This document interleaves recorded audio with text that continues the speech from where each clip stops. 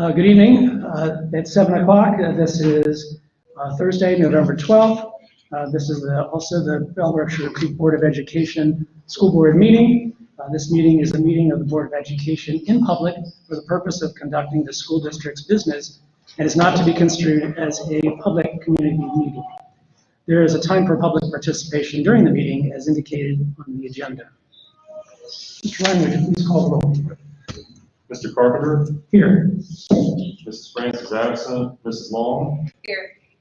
Mr. Price? Here. And Mrs. Slaughter? Here. All right, would please stand and join me in the Pledge of Allegiance. I pledge allegiance to the flag of the United States of America and to the republic for which it stands, one nation, under God, indivisible, with liberty and justice for all.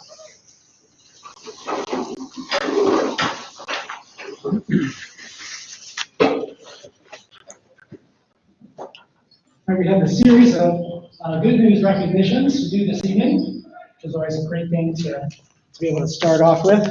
And first of all, we have Takami Ford for the 2020 Southwest Buckeye League Boys Cross Country Champion, overall district champion Division I, 4th in Southwest Regional, and 3rd in the state Division I. Congratulations.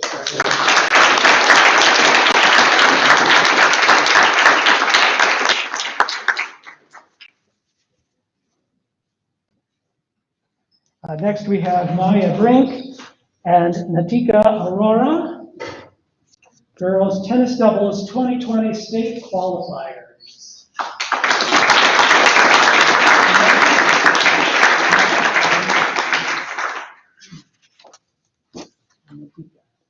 Congratulations.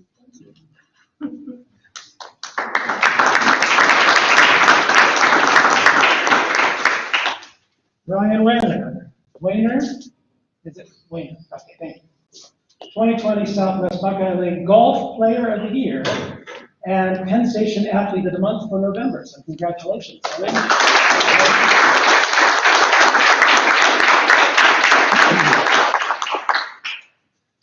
And now to the team recognitions. So Mike Balmer for the Bellbrook High School 2020 Boys Cross Country Team Southwest Buckeye League champions.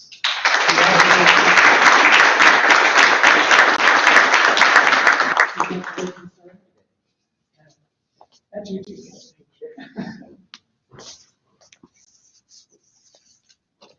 And the 2020 varsity football team, Southwest Buckeye League champion and regional semifinalist, Jeff Jenkins.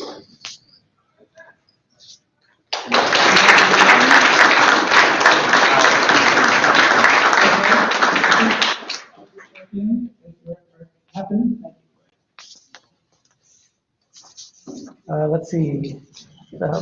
Lindsay Allen isn't here. Is there someone to represent the 2020 varsity volleyball team? That's Lindsay. Nobody else, though? No. Okay. I'll get that Lindsay. But they, the high school 2020 varsity volleyball team was the Southwest Buckeye League champion and district runner-up. So that's fine. Jeff can give that to her. Oh, okay. Can I get that to you? I'm going to say that, sorry. Bellbrook Middle School got the 2020 Purple Star designee from the Ohio Department of Education. Purple Star designee is for military, I guess, collaboration and being a military-friendly school. This is, we've got that designation for all 4 of our schools now.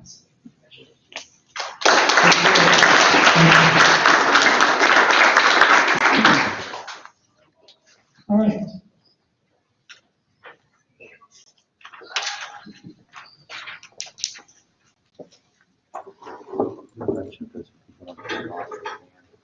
Oh, yeah.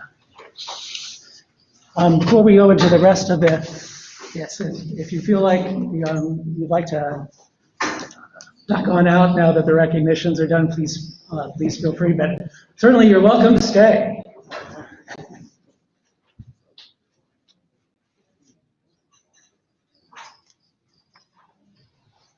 All right, going into review of the agenda items, we have a number of, looking at new business, we have a number of new hires, resignations, leaves of absence, and so forth. We'll address those as we go through the agenda. So the things that are worthy of discussion, more worthy of discussion, would be the board policy revisions, which is on the last page, revisions and additions. So board members got these policy revisions last month and had the opportunity to review them and ask any questions. I had a couple that I chatted with Dr. Kozad about.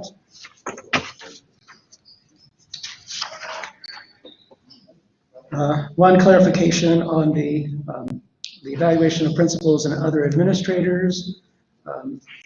There was a question as to which of the change as to which administrators it applied to, and some of the changes applied to principals and some applied to the other administrators, so that was clarified for me.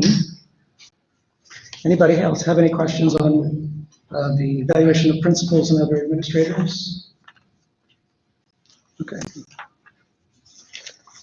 I did not have any questions personally on the non-discrimination on the basis of sex in district programs or activities. Is that one that anyone else had any questions on? Okay. Religion in the curriculum, number 2270. Any questions associated with that weren't resolved already?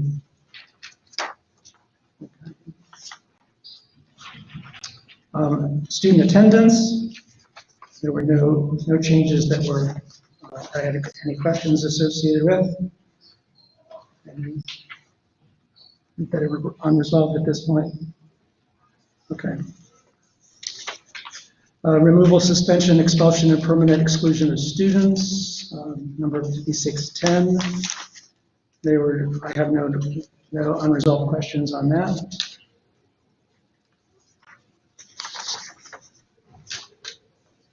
Number 5611, due process rights. Do you have any changes on that? Investments, I had no changes. No notes on that one. Questions, other questions that are not resolved yet? Student fees, fines, and charges. Any changes? I did not have any questions on that for the changes. Okay. The waiver of school fees for instructional materials, number 6152.01. I didn't have any other questions that were not resolved.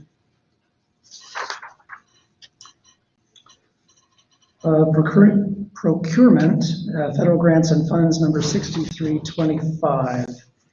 There was one item that I had checked with Dr. Kozad about on this one, associated with the ESC and then the non-competitive purchases.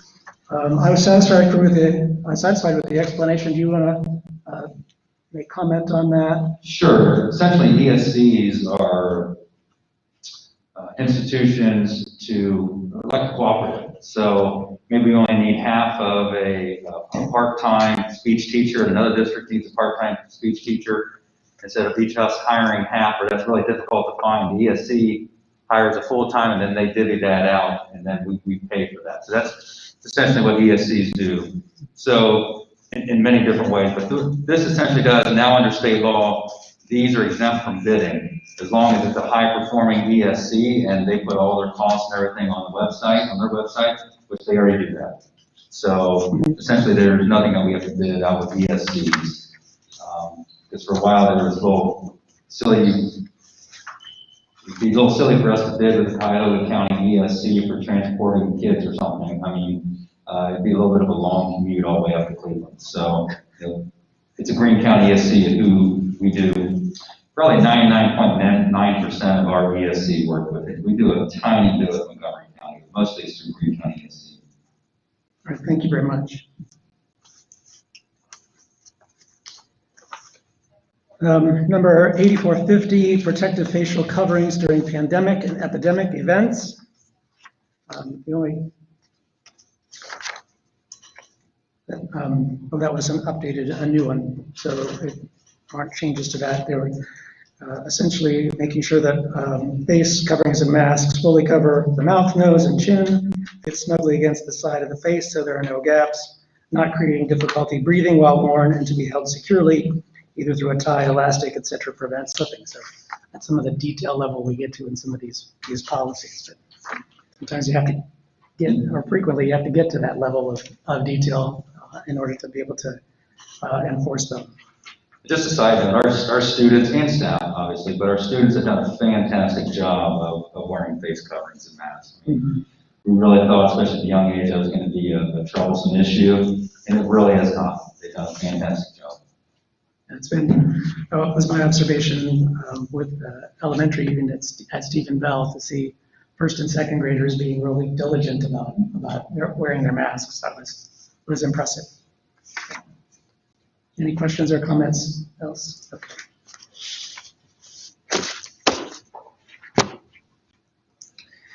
And then for the revision to school fees, there was one change associated with indoor percussion. I'm not recalling the specific amount. Sorry about that. Yeah, the cost went from $575 down to $425, and that's associated with not as much travel for competitions and so forth. So the competitions are more virtual. I think that they perform in their own local community, and then the judging takes place and shared virtual kind of arrangement. And then items for discussion, we'll be talking about second semester plans, we'll talk about COVID-19 update, the November levy results, and board meeting calendar for 2021. Those will all be board discussion items. All right.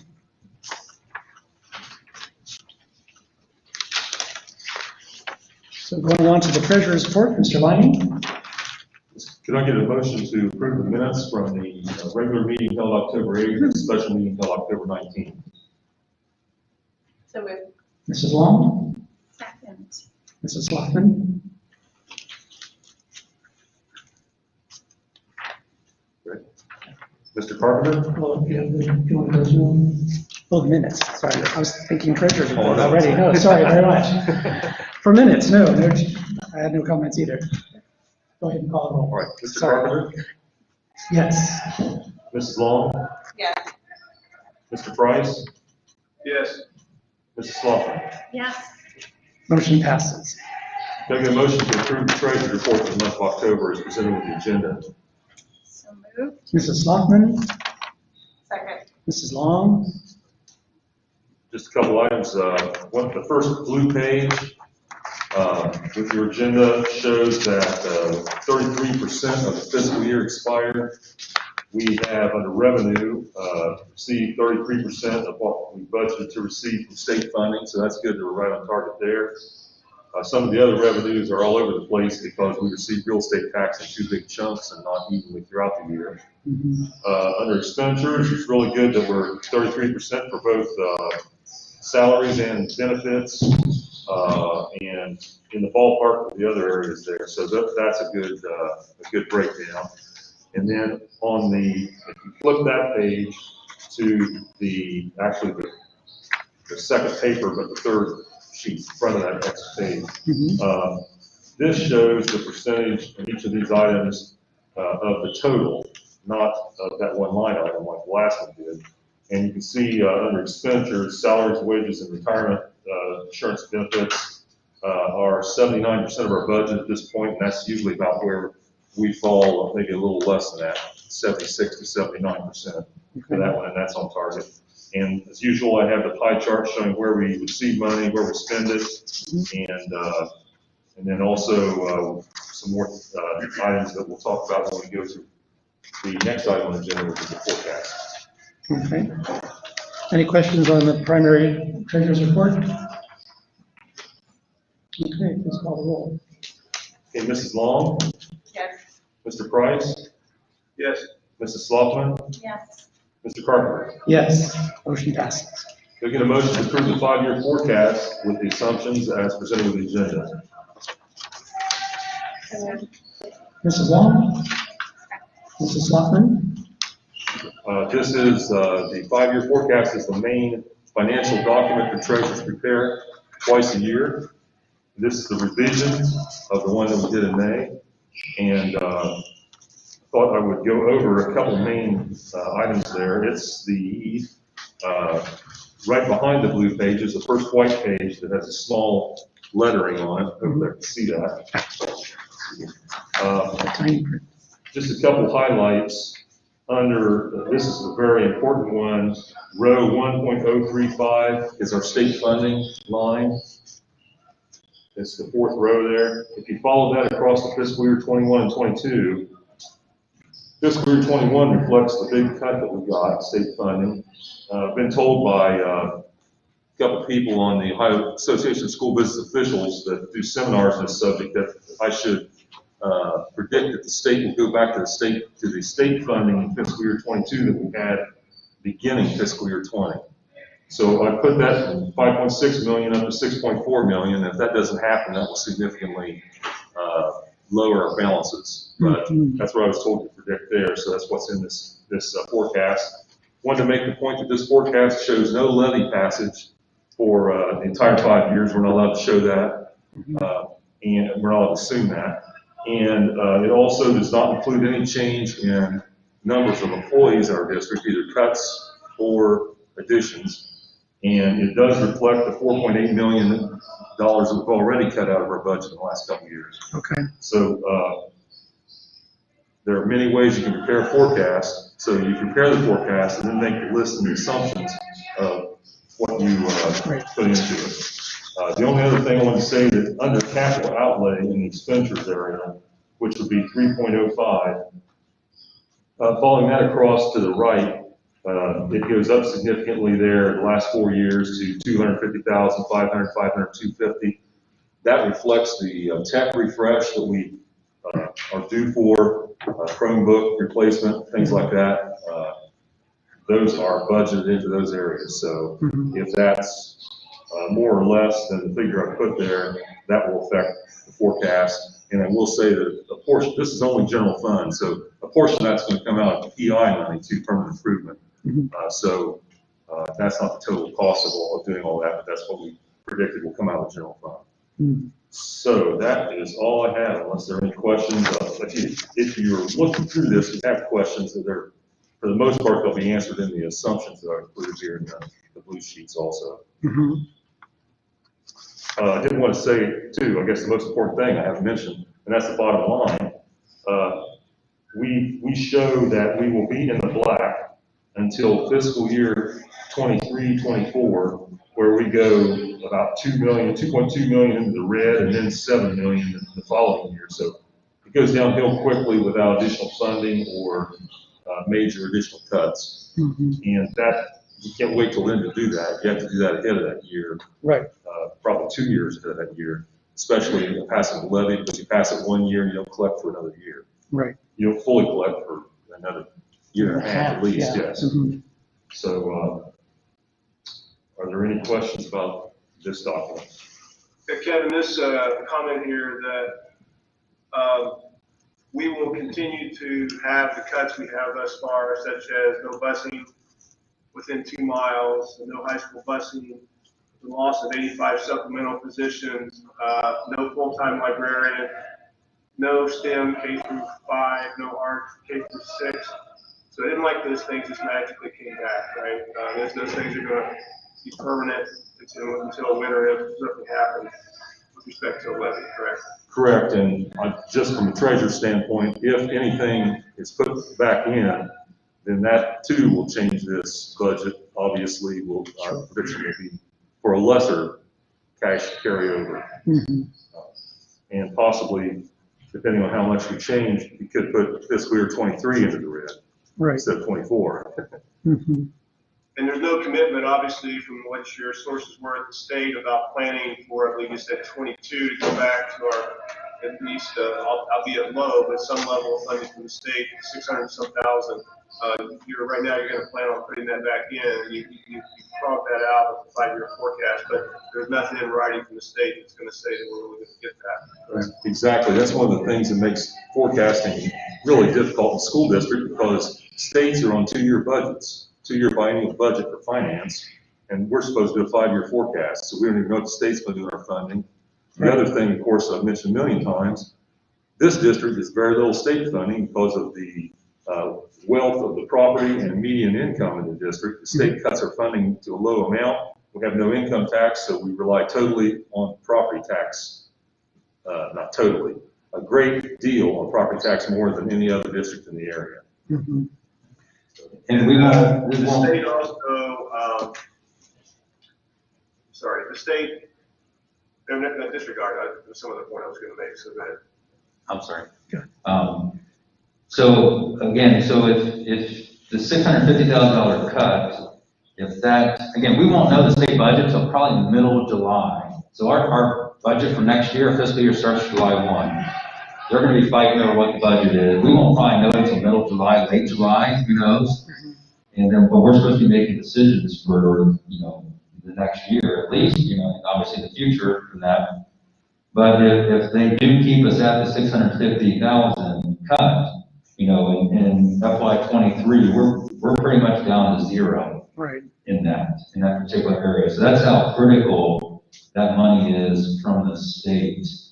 And, who knows where the state budget's going to be at that point. They haven't tapped into the rainy day fund, however. Who knows what the economy's going to be and so forth from the state level. So that could be just a huge impact in our financial 5-year forecast. One of the things the state's done in the past, and I hope they're not going to do this time, but they'll make a big cut like this, a one-time cut, a chunk of our funding. And then when it comes time to give us an increase, they'll tout the fact that they're giving a 3 or 4 or 5% increase, but they're increasing it from the big cut that they already made. So the big increase they're telling us they're giving us doesn't even get us back to what we were the year before. And I'm hoping that's not going to happen. I've heard from a couple of different sources that they're going to try to put the funding back to where it was. That's at least, I never thought I'd say this, but 0% is a great thing for us. We can stay where we are, state funding solid. The other factor was, as you look forward in the projection, that we should keep in mind that just because we show black doesn't mean we're healthy, because the state expectation is or about 10% of whatever your annual budget is what you should show as a surplus, correct? Right. That's our cash balance. That's what the performance audit said, yes, that they recommended a 10% of your annual budget be your cash carryover. Minimum. Minimum, right. It's a minimum. It's not a maximum. It's a minimum of what you should be at. So at the end of this year, we should, according to their recommendations, we should have approximately another $1 million in the bank at the end of the year. The following year looks like we're okay, and then in 23 we're $1.5 million shy. Right, and I always say when you're looking at these numbers, it's a snapshot in time of our cash. Right. And don't forget things like to get to the point where we are now, we have freeze of salaries. We've not bought school buses in a long time. About half our fleet needs to be replaced. There are a lot of things we put off, tech and things. So, keep that in mind when you look at the cash that's there. It shows that we're okay this year and next. Sure. At some point, we need to do some of these things. Right, you can't continually put off school buses. At some point we have to purchase a couple school buses. And we don't have any allocations or, essentially earmarking funds for that. I'm not earmarked for that. Okay. We usually spend those out of our permanent improvement money, which is another pot of money, but it's the same general Same conditions. scenario, yeah, sure. And the other point, at the end of FY '23, that's the ending balance. So as Kevin said earlier, the money ebbs and flows because you only get the real estate money twice in the school year, fiscal year. So even though that's where you're ending, that's the high point at the end of the year where, correct me if I'm wrong here, Kevin, it probably dips down in December is a low time. Right. And so we may be close to zero at that point. Oh, yeah. In December. So this is the high point. There's ebbs and flows of low points, which is even more concerning. That's why they want you to have 10% cash in the bank, is because things ebb and flow like that. All right, any other comments, questions? All right, please call the roll. Okay, Mr. Price, Yes. Mrs. Sloughman, Yes. Mr. Carpenter, Yes, Mrs. Long. Yes. motion passes. All right, going next to correspondence. I did get a letter over this last month. I think other board members did similarly with concern, personnel issue, and that's been handed off for administration to be able to address, and it is being addressed. So I didn't have anything else from correspondence perspective. Anybody else have anything you want to share? Okay. Going on to reports to the board. The PBL marketing experience at Bellbrook High School, Blake Barnes, Joshua Craig, and Debbie Franz. Thank you all for coming this evening.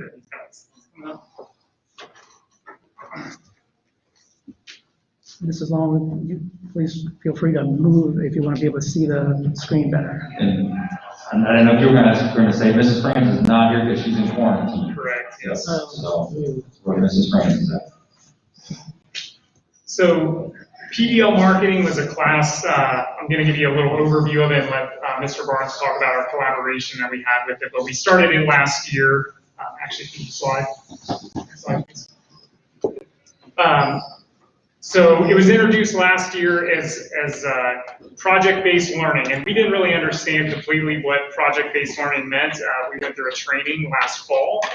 We had done projects before, I think most teachers do, but this is kind of an entirely new way of approaching teaching and learning in your classroom. You don't just throw a project in at the end as kind of the dessert and say that that's PBL. It's from the beginning, you set a culture with that. So last year we had about 40 students go through the course, and we tried to incorporate as many of the hallmarks of PBL as we could in that class. Hands-on authentic learning, requiring students to address a real-world problem, to allow engagement and ownership of student learning with voice and choice in the process, collaborative teaching and learning with reflection along the way. And so the way we set it up, it's a semester-long class. This quarter, our first quarter, I should say, the students did marketing research, and they used that marketing research second quarter to create a marketing plan for Mr. Barnes, well, I should say the STEM Club business that Mr. Barnes is going to talk about right now. So you're up. So I'm really just here to provide a little history and context to what the STEM Club business Mr. Craig's talking about, because we really don't have a business per se, but Mr. Lambright and myself started the STEM Club last year, just kind of informally to allow students to come in after school hours, before school hours to, is it working? I hate microphones more than anything. So we allow that time for students to come in, pursue pet projects in regards to engineering, or move their projects in class further than what they've done in class. And with coronavirus, it never really got off the ground a whole lot, but we've started again this year. But on top of that, we want to use the STEM Club as an opportunity for students to either create or manufacture products that they can sell to bring in money for our engineering program and to pretty much expand on the student experience. Our student projects are funded solely by student fees. And it was our hope to lower student fees and at some point hopefully remove them, but without minimizing the student experience. And so with projects that I had done last fall, spring, and over the summer, we were able to bring in money to basically offset the lowering of our fees without minimizing student projects. So I brought a few examples of things that Mr. Lambright and myself have done in class, just to kind of give you an idea of things we're doing currently. This particular project was for our intro to engineering design students. It was a summative project that kind of brought together a few different concepts and skills that they had been learning over the last 3 weeks. So each student, using precision tools, recreated the game pieces for their board. They had to use technical drawing files to recreate the board pieces that we laser cut and they glued together to make the board for the game. We 3D printed the pieces, so this is a piece that a student designed in CAD, a computer-aided design program. We 3D printed them. Let me tell you, I printed a lot of game pieces. And then lastly, it was sort of a student choice part of the project is that right here on the top of the lid, each student had to incorporate some of the geometric features from our CAD program to create their own custom handle to get the lid off the box. And so this particular student's handle, he's on quarantine, so I could have stole his game. It's been there for a week here now. So that's the IED project. I have a plane over here from Mr. Lambright's aerospace engineering course. So in previous years, a group of 4 students would have a plane that they would have to work with. And with the technology that we were able to gain through our club, Mr. Lambright now has every student in his aerospace class has built their own plane. They have designed so they built a generic plane, and then they designed an airfoil and the wing using engineering software for a wind tunnel with the airfoil, and then these are remote controlled. So he has Flight Fridays. He takes the students out and they test their models from what they've gleaned from their software, how it should fly, and then they test it out outside every Friday, which is entertaining sometimes. And then also in his digital electronics class, this is where we're kind of incorporating STEM club and class at the same time. His digital electronics students, spent a bunch of time learning how to solder and basically soldered and put together all these components with the Raspberry Pi and wired them to all the buttons, and that every student can tell you sort of what, I don't think this is really doing much, but what all those do. But one of my STEM club students, who's also in digital electronics, thought it'd be a pretty good idea to incorporate basically what to put these components together in was using a Game Boy case. Now, the regular Game Boy case is built to fit the components for a Game Boy. This is a computer, okay? So it doesn't fit a normal Game Boy case. So he has had to take the regular design of a Game Boy case and completely redesign it so it's still ergonomic, but then also can do all the same things. Incorporated more buttons. So this is prototype number 3, I believe. He's got 1 more to go before it'll probably completely finish. But it arguably looks like a Game Boy. It could be programmed to act like a Game Boy, but it's actually a computer. So it'll be able to, they can plug in computer screens, keyboards, everything for it, run. The main purpose for it, Mr. Lambert wanted me to tell you that, is not to be a Game Boy, but it's actually so that they can operate engineering software from it, but it looks like a Game Boy. So it's pretty cool. The student that did that, it's pretty awesome. The last part of why we want to raise money is not to only to enhance the experience, but also to give back. So during quarantine, I think I 3D printed and donated hundreds of ear savers for folks around the community, and I'm not kidding when I say hundreds. We donated laser engraved keychains to our graduating seniors as sort of a, sorry that the year is terrible. We've helped out the athletic department with their sports awards. So we have taken on creating all of the sports awards for the athletic department for this school year, and in hopes of not only bringing in revenue for our STEM club, but also saving the athletic department hundreds of dollars each year just in that, saved from having to buy it from an outsourced company.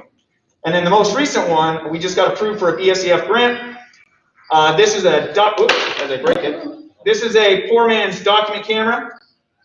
It's a mirror made out of laser cut cardboard that our STEM club students are going to laser cut these out, build them, and then hopefully give them to all those students that are working remotely.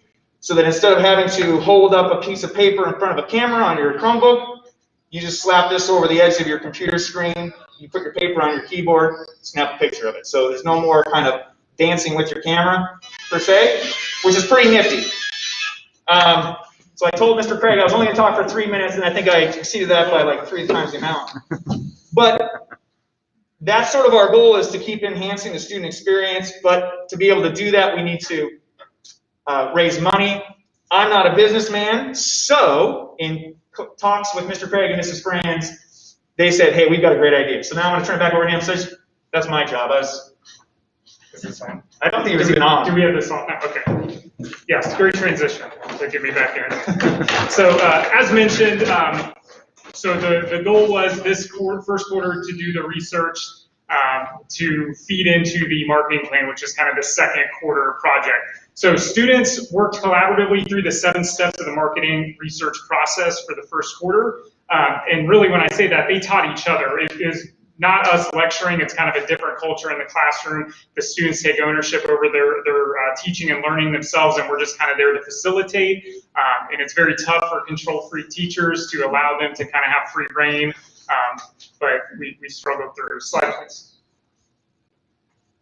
So the images there are some of the students doing focus groups. So students were able to choose how they collected their data. They could have done a focus group, a questionnaire, a face-to-face interview, any variety of methods. They tested out their data collection tools. They got feedback from that. They revised it, and then they fully implemented it to their population. They got some data back, and they decided what was important from that. They analyzed it and said, this is a pertinent finding, and this isn't. So they went through all that. So I have an image on the right. This is some of their slides that they made with some of their pie charts and bar charts and other data-centric graphics. Slide, please. On October 12th through the 14th, we had the students present their marketing research report presentations to panelists and obviously their classmates, but we had Dr. Kozad and some other administrators there to watch and kind of raise the stakes for the students a little bit, which made them a little bit nervous, but they stepped up and performed admirably. Slide, please.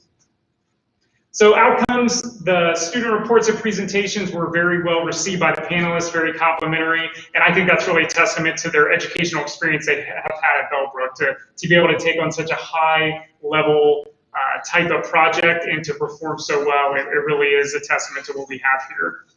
The PBL does require a different classroom culture. It does take time to implement. It may not be perfect for all subjects, so it just happens to work well for this subject, but there's lots where it may not fit so well.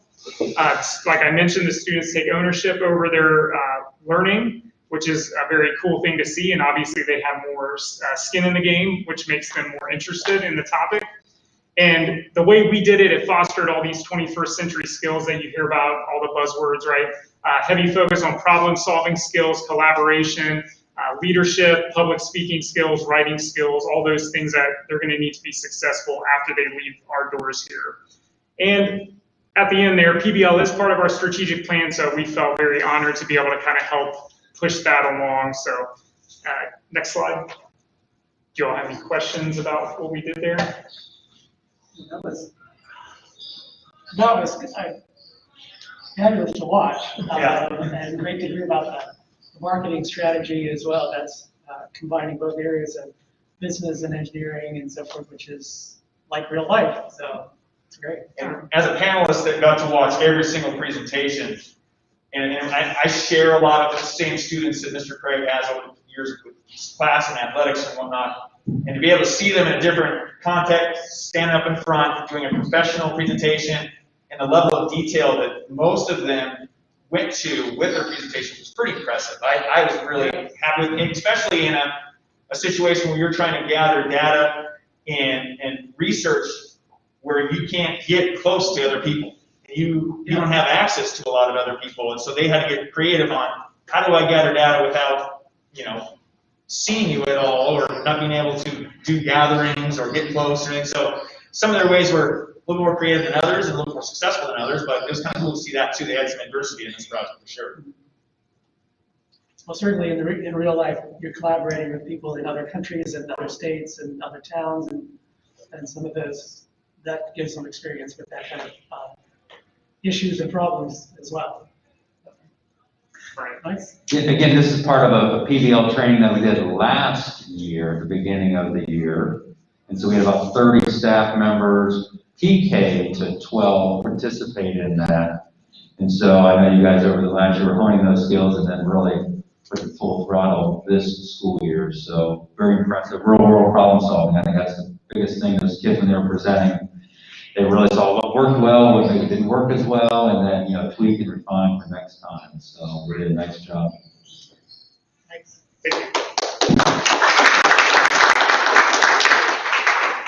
Thank you too for presenting. Thank you very much.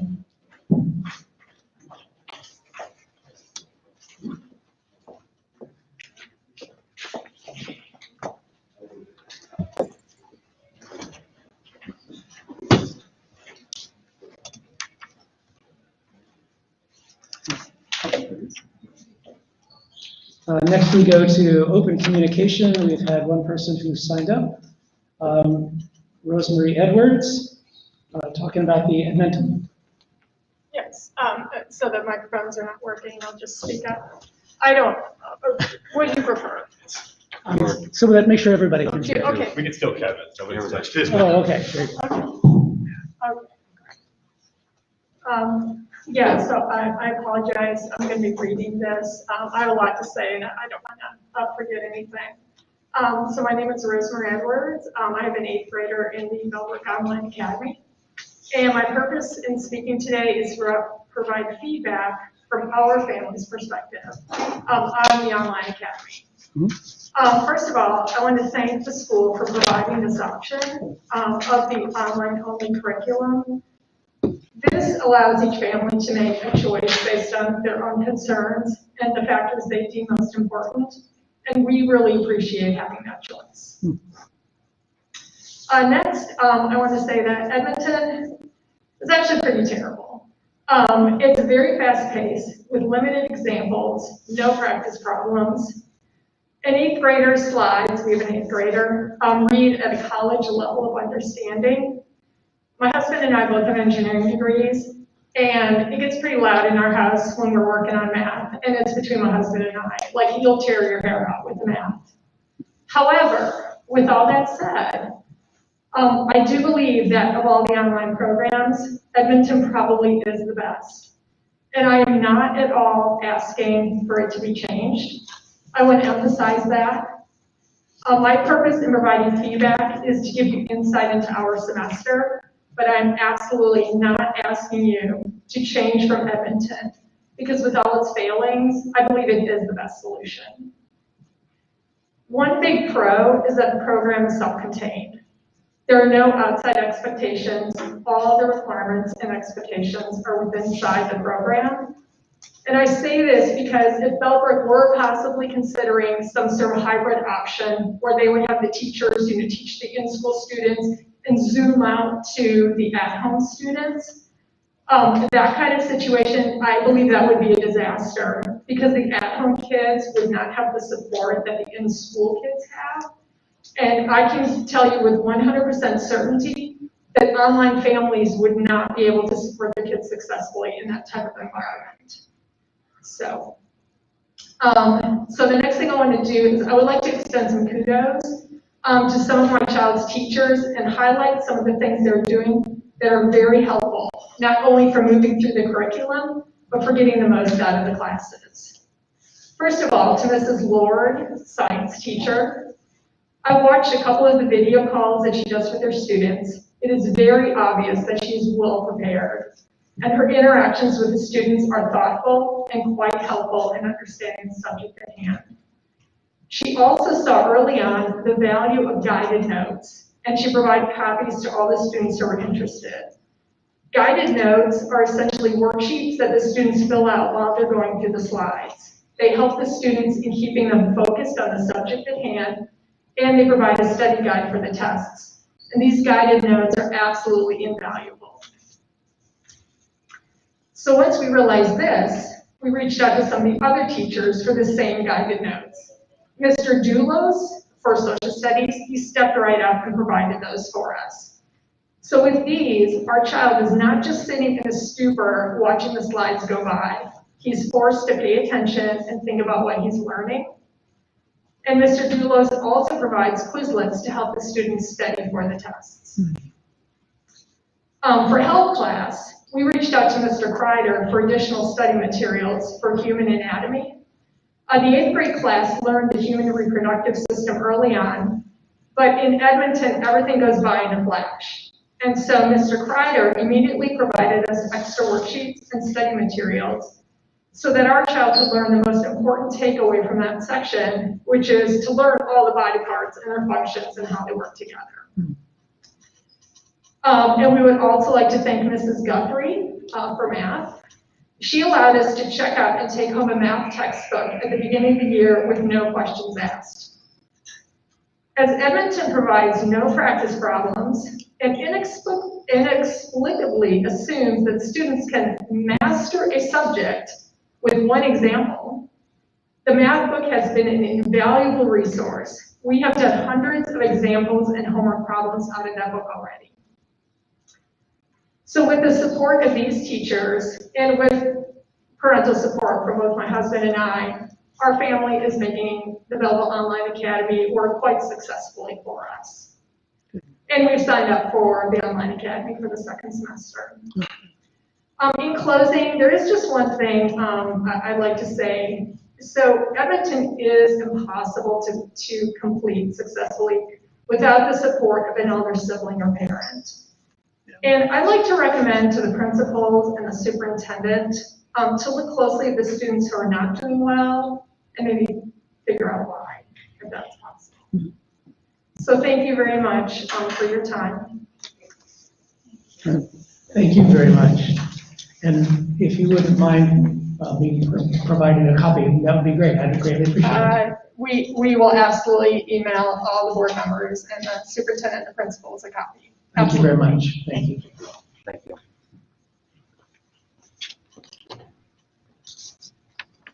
All right. Going on now to the superintendent's report.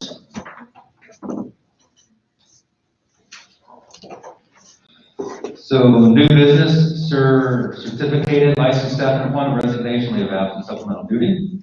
Recommend approval of the following unpaid leave of absence. Teacher Kelly Hodson, effective for the second semester of the 2021 school year. Do we have a motion? So moved. Mrs. Loughlin, Second. Mrs. Long. And this is an extended one. Yeah, She she was was our first semester for childcare, and her child is online at home. Okay. Any other questions or comments? Okay, call the roll, please. Mrs. Loughlin, Yes. Mr. Carpenter, Yes. Mrs. Long, Yes. Mr. Price. Yeah. Motion passes. Recommend approval of the following substitute teachers for the 2021 school year. Leanne Chesney, early authorized 10/15/20. So she actually, I'm sorry. Is there a motion? So moved. Mrs. Long, Second. Mrs. Loughlin. She was teaching or subbing at another school district, and we kind of stole her away, so happy to have her. Very good. We have options to steal any others away. It would be nice to get some more substitute teachers. I wish. We're extremely short on subs.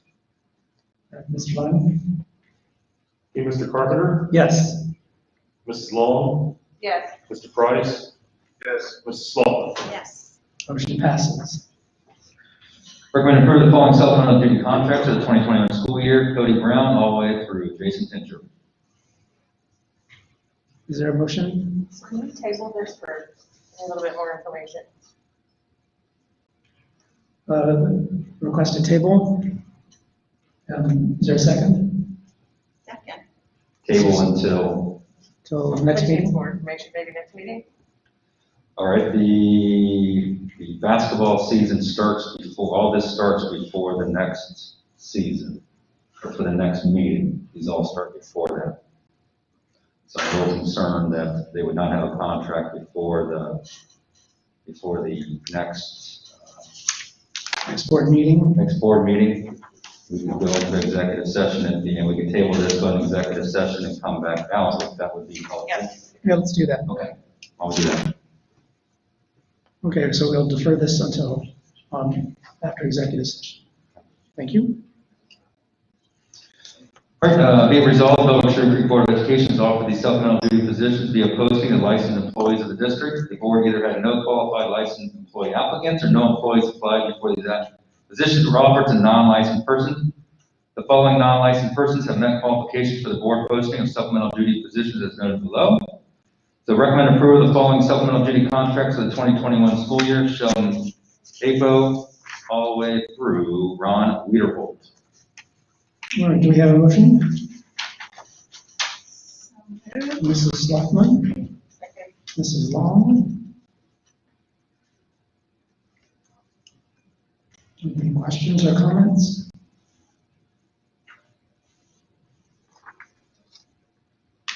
All right, Mr. Long, please call the roll. Mr. Price, Yes. Mrs. Sloughman, Yes. Mr. Carpenter, Yes, Mrs. Long. Yes. motion passes. Recommend approval of the following athletic and music department volunteers for the 2021 school year, John Beerbeck and Holly Levine. So moved. Second. Mrs. Long, and second by Mrs. Sloughtman. Any questions or comments? With these volunteer positions? All right, Mr. Lyman? Mrs. Sloughman, Yes. Mr. Carpenter, Yes, Mrs. Long, Yes. Mr. Price. Yes. motion passes. B, support staff employment resignation leave of absence. Recommend approval of limited contract for Dina Harper as bus driver, 3 hours a day, step 0, classification 5, 189 days. Effective October 19, 2020 through the remainder of the 2021 school year. Our motion? So moved. Mrs. Sloughtman, Second. Mrs. Long? Any questions or comments? All right, Mr. Lyman? Mr. Carpenter, Yes, Mrs. Long, Yes. Mr. Price, Yes. Mrs. Sloughman. Yes. motion passes. Recommend acceptance of resignation from bus driver Heather Gelball, effective end of day November 13th, 2020. Is there a motion? So moved. Mrs. Long, Second. Mrs. Sloughtman? So that's tomorrow, Correct. okay? And we have one sub-bus driver who is driving her route right now. Okay. So actually, we have no sub-bus drivers. Since that person is So it's Dina- temporarily it's Dina driving. as approved, okay? It's not Dina, it's somebody else. Oh, okay, That is the sub. We had one sub-bus driver, that sub-bus driver is subbing for Heather's route, Ms. Gelball, and since he is driving her route, we have no subs for bus driving. okay. All right, Mr. Lyman? Okay, Mrs. Long, Yes. Mr. Price, Yes. Mrs. Sloughman, Yes. Mr. Carpenter. Yes, motion passes. Recommend acceptance of resignation from Transportation Coordinator Beverly Wetzel, effective December 31st, 2020. So moved. Mrs. Sloughtman, Second. Mrs. Long? And we will do a more formal goodbye, I believe, at the next board meeting and board meeting after that for her. No, she's not retiring? I was thinking she might. She is retiring. Oh, okay, She is retiring. okay. And I understand we do have that position posted. The position is posted, correct. Okay, The position is posted, yep, the position is posted. So we are in the process of working on that right now. she'll be a tough spot to, Extremely tough spot to fill. Bev does a fantastic job, just from the routing of everything, talking with parents, the organizational piece, dealing with administrators, parents, and so forth. So it's gonna be a tough act to fill, she will be. tough act to follow. All right, Mr. Lyman? Okay, Mr. Price, Yes. Mrs. Sloughman, Yes. Mr. Carpenter, Regretfully, yes, and Mrs. Long. Yes. motion passes.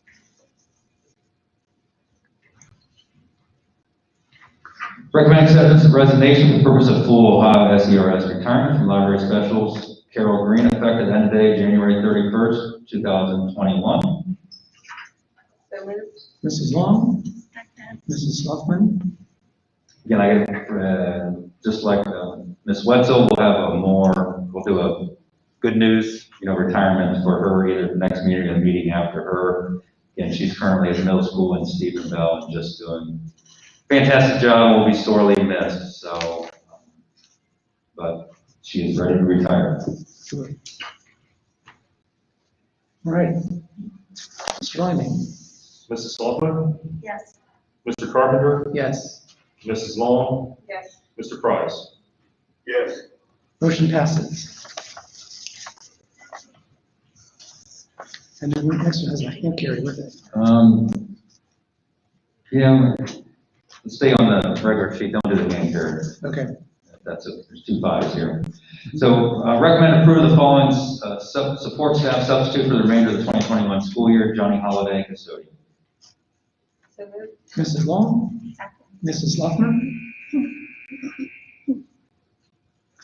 Again, extremely short on custodians. He might be I think the only sub-custodian. He actually was working this week because somebody else was out in quarantine. So, he was already out subbing. All right. Ms. Lyman. Mr. Carpenter, Yes. Mrs. Long, Yes. Mr. Price, Yes. Mrs. Sloughman. Yes. Motion passes. Now we're on the hand carry. Recommend approve the following substitute, support staff substitute for the remainder of the 2021 school year. Katie Simpson, who's currently an aide and custodian position. So moved. Mrs. Long, Second. Mrs. Sloughman.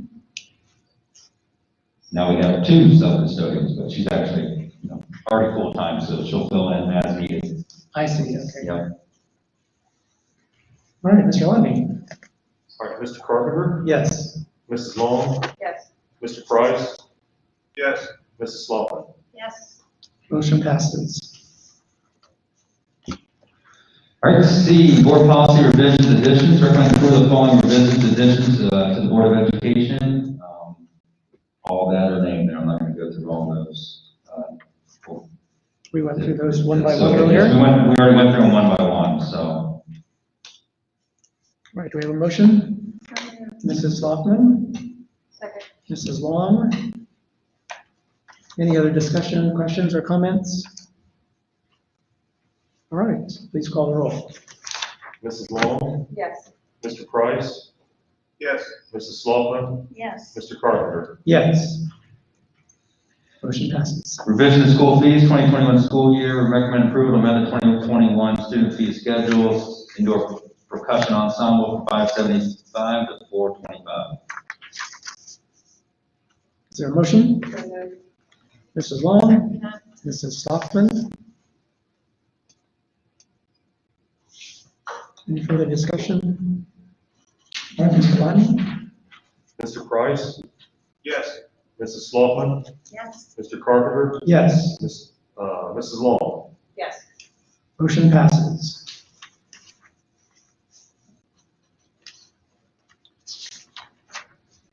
Do we want to do, we'll do an executive session at this point before we go into discussion, or should we do, let's just continue with the agenda as it is. Okay.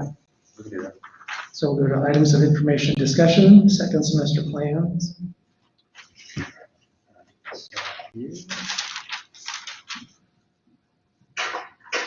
So second semester plans, as Ms. Edwards alluded to earlier, that we are offering BOAs, and this really is concerning BOA, second semester plans. So we're offering our Bellbrook Online Academy, again, second semester for anybody that's currently in BOA, or anybody that's currently in person that wants to go to BOA. So again, it's open to any student K to 12 that wants to attend. And again, as we all know, and Ms. Evans, I think, alluded to it, Edmonton is not a perfect program. However, we just don't have digital resources and digital textbooks and curriculum and so forth, K to 12, to be able to really pull that off for how many courses it is from K to 12. And so we use really Edmonton as a basis, and then our teachers do their best to customize as much as possible and do things such as she was talking about, guided notes and so forth. We're going to offer, again, like I said, we're going to offer that again. There is a survey out right now. I sent it out, I think last week, and it's due November 16th. So again, we want every BOA parent, whether they're staying in BOA or coming back, to fill that out so that we know what their intentions are. And then obviously that went out to anybody that's already in person and wants to go to BOA. We probably have about 50% of our BOA parents have filled it out. So we have quite a few that still have not filled it out. And at this point in time, you only have 50%, and we're about 50-50. 50% are coming back, and 50% are staying at this point. So it's even at that point. Any questions about that? So when the deadline again is? November 16th, which is Monday. Okay. Again, we'll have to see, and we're also doing, surveying our staff to see who wants to teach second semester online, and it's those current staff members and anybody else that to throw their hat in the ring, and we'll see what the numbers are to really determine what teachers are going to be pulling out, because right now we have about 18 teachers that are doing Bellbrook Online Academy, working with those students. So we'll really have to see what those numbers are to see how many teachers are staying in BOA and how many teachers are coming back into the classroom. And obviously they're coming back in the classroom, we're going to have to rework schedules because obviously there's no classes for them in schedule. So right. That's going to be a job. That's why we're doing it November 16th here and getting staffing in at about the same time, because we need the next month or so to really get staffing done and scheduling done, and with all the other moving parts that are going on that are taking up a huge amount of our time, it's going to be a challenge to do that, but we'll get it done. All right. Thank you. Yep. Do you want to go on to the COVID-19 update? Sure. So the COVID-19 update, so there's a couple components to this. On our website, there are cumulative totals and weekly totals from Monday to Sunday on our own website. And so cumulative totals since pretty much the beginning of the school year here, we have 21 positive student cases, 6 staff positive cases, 363 students quarantined, and 14 staff members quarantined. And really those numbers, up until November, we were doing a fantastic job. The quarantine numbers were extremely low. The positive staff and student numbers were extremely low.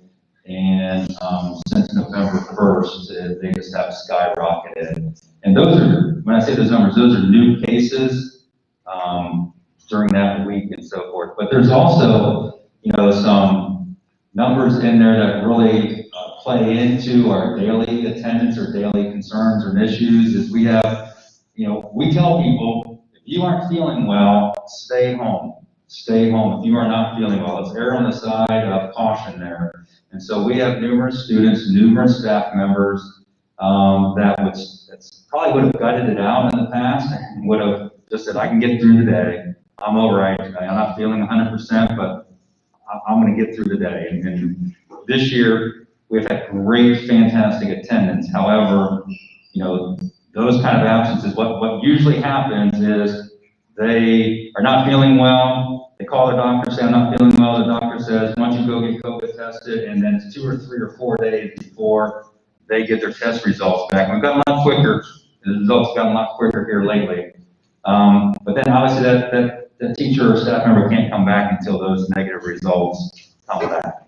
And so that has been the other challenge. Same kind of things with students, they're not feeling well, they get tested, and then they're out for 2 or 3 or 4 days awaiting test results. Or we have a probable case or presumed case where, that student is awaiting, and then we have to quarantine those students who we think are presumed positive, and then if the tests come back negative on that, then those kids can come back. So there's a lot more to the numbers than what are those numbers that are working through that whole thing.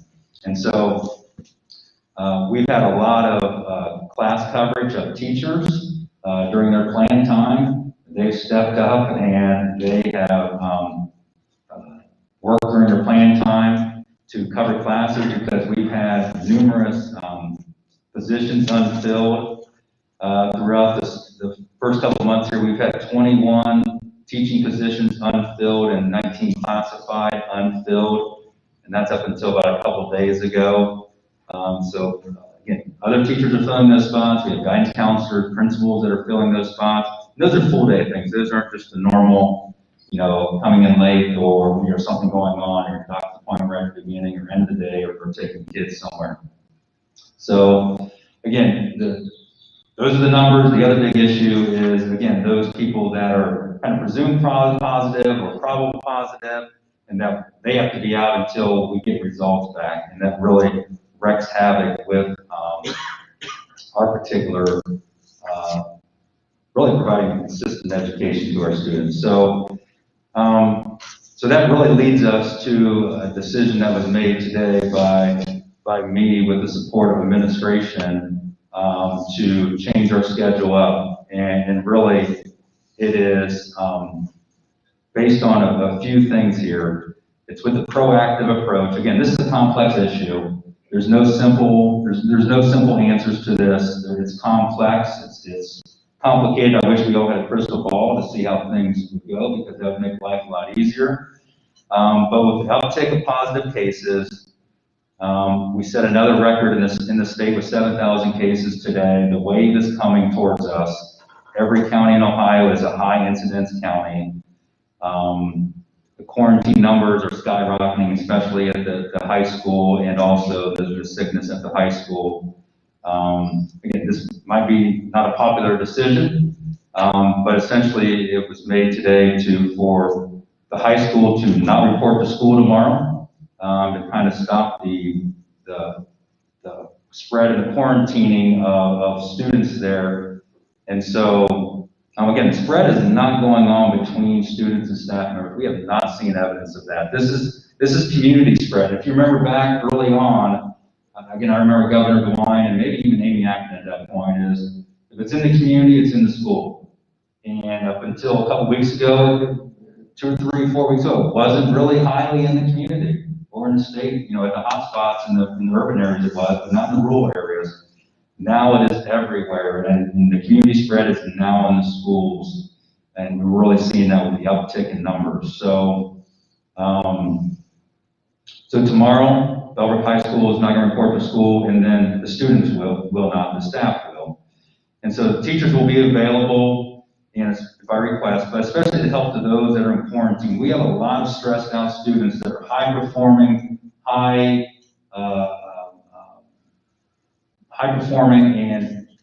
really diligent in the work, that are extremely stressed out, that they can't get their work done in quarantine. And so the other positive about tomorrow is the staff can help those students in quarantine, try to get them caught up. All the other students are going to report as normal. That includes the preschool and everybody else. Monday the 16th, we're going to have a professional development days for K-12 teachers. So that's no school. And again, teacher professional development to try to prepare for the hybrid learning model that we're going to be doing that starting on the 17th of November, and will run through December 18th. And so, again, this is a proactive, in my opinion, a proactive approach to trying to get ahead of this wave.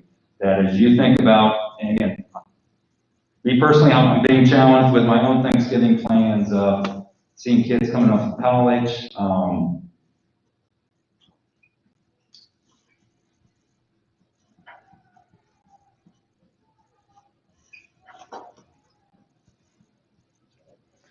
Not seeing grandma, mom, dad, because in my opinion, that's the smart thing to do.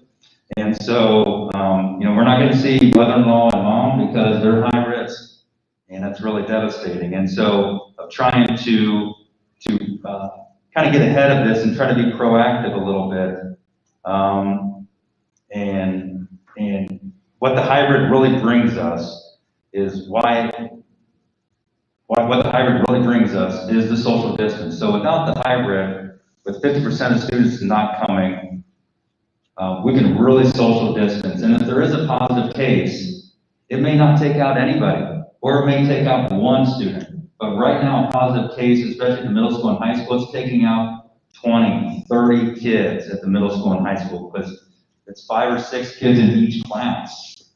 And so one kid could take out 20, 25, and if I just happen to be sitting by this student that's positive, well, I have to quarantine. Why? Because that's what the Greene County Public Health and the CDC say to do. Whether we agree with that, believe that, whatever else, that's the guidelines that we have to follow. We don't have any, and what they changed a couple weeks ago, which is the other game changer, it was 15 minutes consecutive. Now it's 15 minutes cumulative over 24 hours. So if you're around that kid for 3 minutes here, 5 minutes here, 7 minutes here, 10 minutes here, you add all those up, it's over 15 minutes, and now you have to quarantine because of that. So that's the other game changer that was not there until about 3 weeks ago. But our numbers were not spiking. That spread was not coming into the school. It was not coming in. Now it's coming in, and since we can't social distance because our class sizes are too big, then you knock out 20, 25, 30 students.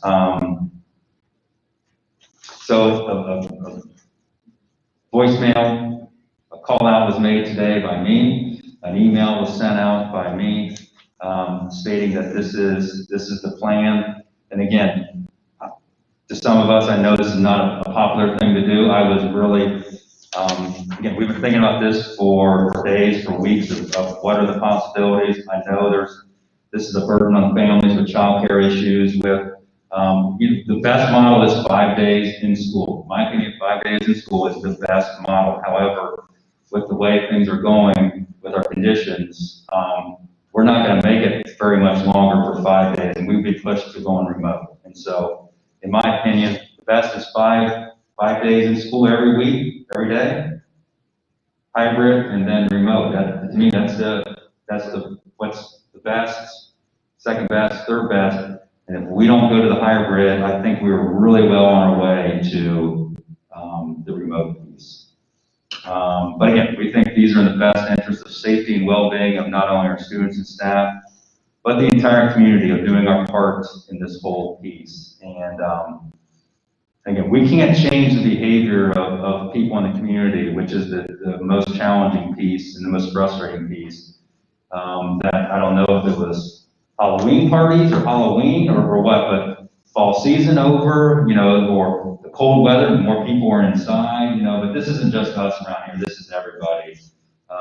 And so, again, I know it might not be popular, but at the end of the day, I think that's what's best. And any questions, comments, thoughts? My perspective is that I can concur that the 5 day is the best. And if it was sustainable, then we should stay with it. I think though that the assessment with the way the rates are changing, the infection rate and how it spreads, that it's better to hedge our bets and go to a hybrid model rather than risk going full remote, because that one was really quite unsatisfactory. But the hybrid was really very much advocated early at the beginning of the year. We were able to switch to a full day, all 5 day, every day with all the students, which I'm grateful that we were able to get a little more than 2 months with that. But I think it's a wise choice to be cautious and go to the hybrid model at this point in time. And I know that isn't the perspective of everybody, but that is my perspective. David, Kevin here, a couple of things. One, first of all, I want to really commend the teachers, the students, the administrators, the support staff that really have clearly been effective in preventing student-to-student transmission and student-to-staff transmission. Because as we see, that's really not what the issue is. It's the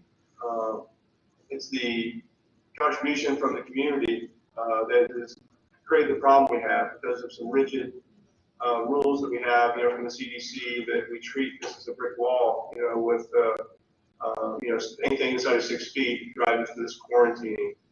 And so, so again, it's not a failure of the school, it's not a failure of administration, it's not a failure of the board.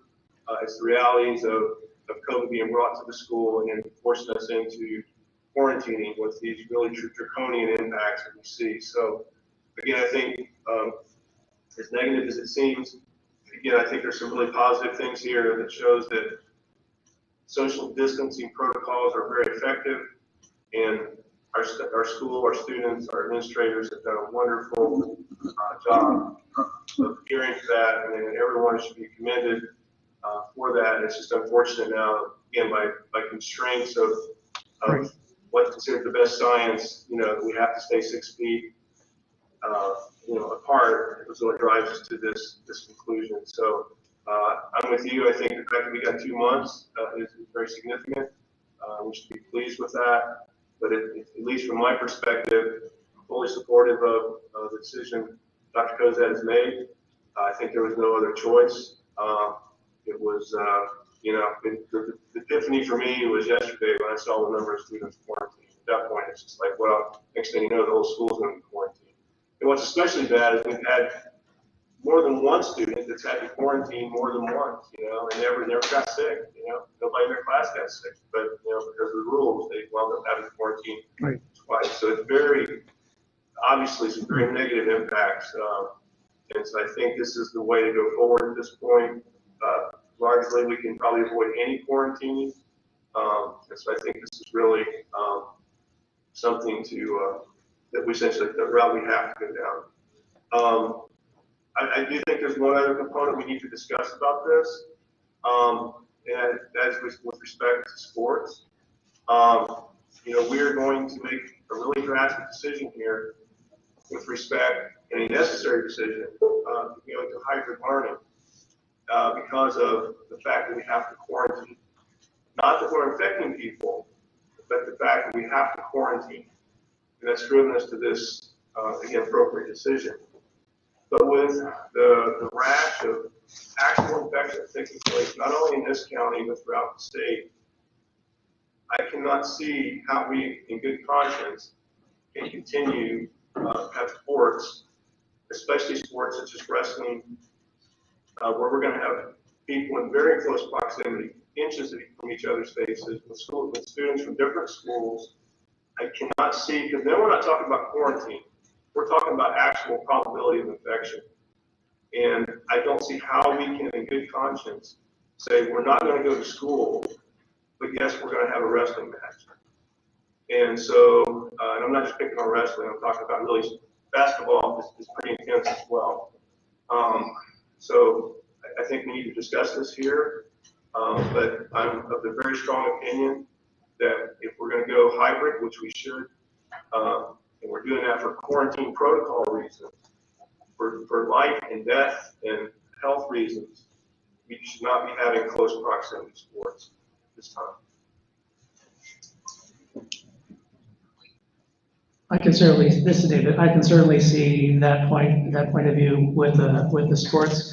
Do we have any information from the Ohio School Athletic Association or athletic organization? Again, it's similar to what's happening in schools. We really have seen very little at all transmission at sporting events.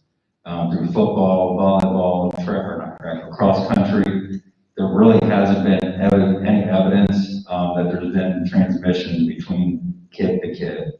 Again, I can fully look into this, talk with our AD, try to get his perspective. I know that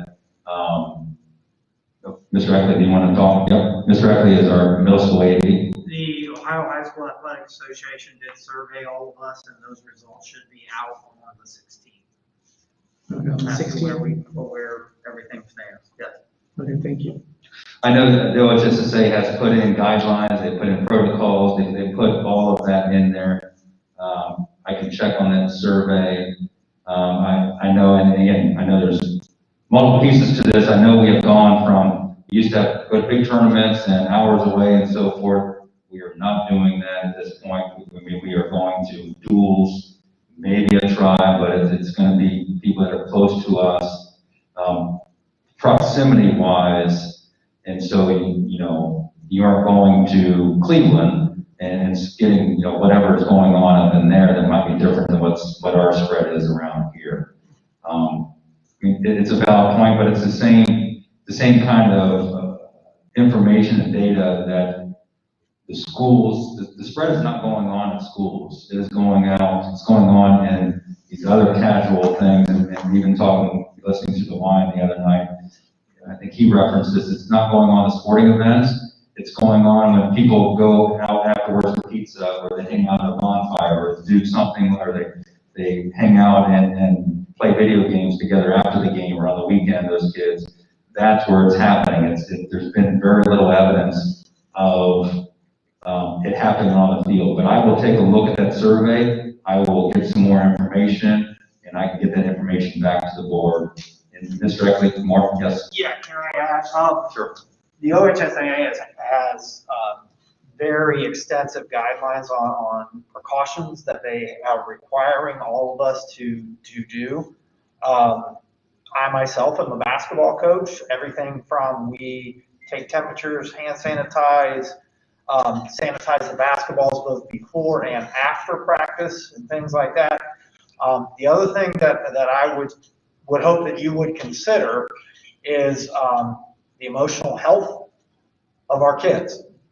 Okay, athletics is big in this community, and it plays a big part, not only in what goes on, but also the emotional health of our children, and gives them something to aspire to and to work for. I don't think that can be just cast aside without, at least, I understand Mr. Price's concern about people's health, obviously, okay? We take that very, very seriously. But what I would say as of right now, and wrestling is probably not any more close contact than football was. And we were able, at the middle school level, at least we have one case, okay? That student quarantined, missed a couple games, and we were able to move on through that. So yes, the spread is coming up and things like that, but I think the other thing that needs to be said is we have to consider the emotional health of our kids as well. If everything keeps getting taken away from them, where are they going to go to? I guess again, welcome back to is just, there's just this ever apparent contradiction to me that for quarantine reasons, we're going to stop going to school full time. But we will, and we're much safer because we're all wearing masks, students are there at school, and yet we're going to go to school less than, half time because of not really concern over health, but because of the fact we have to quarantine.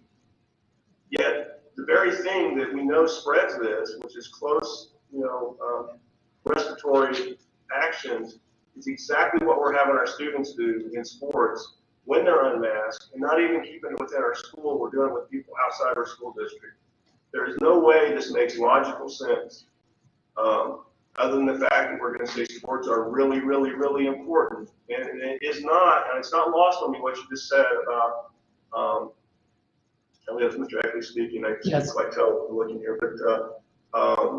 but certainly, yes, I understand with the children, they need to be able to have some outlets, but, emotional outlet at the expense of potential serious life-threatening disease transmission, I don't think the compelling reasons are there. But that's just my opinion. Obviously this has to be an administrator type decision, but I think that we need to really ponder that. And frankly, I don't care what the state says, what their guidance is. We need to make what we think are the best decisions in the light, of the health of our students and our district. That's my opinion. Kevin, I appreciate that you said that, and I want to tag on to it. I first want to thank the teachers and staff and parents who called and emailed me and texted me and trusted me to represent them today. I really don't take that lightly. I really implore, and I have said this, and I'm going to say it again, that we consider having elementary school K-5 still go in person. The statistics that you were giving me towards high school and the middle school, they're the ones quarantining, they're the ones with the higher numbers.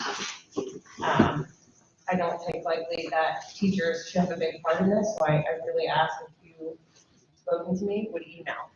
Email Dr. Kozak, email me, and let me have your opinion about having the younger grades still go in person. Tag on to what Mr. Eckley said, for mental health purposes, giving our families 4 days notice to find tutors, childcare, somebody to help with their children at home is horrible. Having our children at home for 2 days when we have to sit with them in the younger grade and guide them, it's devastating. I can tell you from our family, I have a second and fourth grader, we are not fit to do the work. My children have gotten 11 weeks of amazing education, and now I worry it's not only going to progress, it's going to regress. Because they need the whole thing. So going into school 2 days a week is amazing, and my children have the best teachers in the best schools. But it's like the first and last day of school every week. They're so excited to go in, see their friends, see the classroom, play. Having them actually retain any of the education is minimal. And what we're doing at home, it doesn't work. It's role confusion, it's too much. They're at home, it's their play, and having them to learn, sit down and learn, it's not working. This is devastating I can speak for the younger families. I understand in the middle school and the high school with all the numbers and the quarantining, but I really ask if we would consider having the students in the younger grades go face to face. I sent everybody on the board and you, Dr. Kozak, some information from the Ohio School Board Association, which does confirm this and how important it is to keep these younger kids in school. For mental health of the parents, for the children, it's imperative. I want to weigh in on this too. Bellbrook-Sugarcreek schools have been a model in the area for how to do it. When everybody else was closed down, we were going full steam, and that's a lot to be proud of. Our students need and want to be in school, and something needs to be done for our quarantine students who are scared to death that they're falling behind. And yet, our good students even worry about their GPA.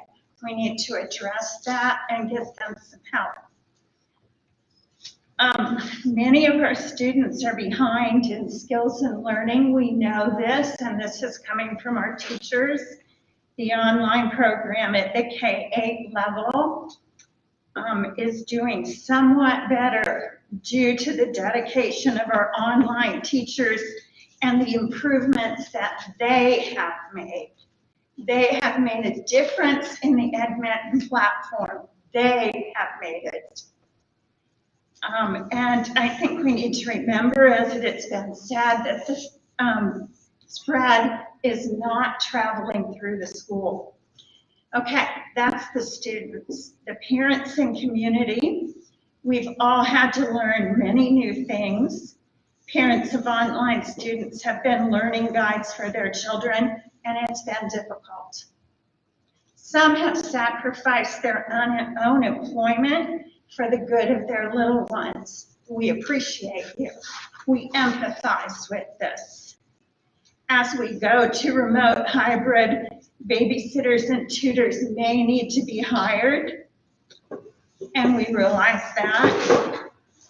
And this is a breakdown of the local economy to the very people who are paying the bills here in the school system.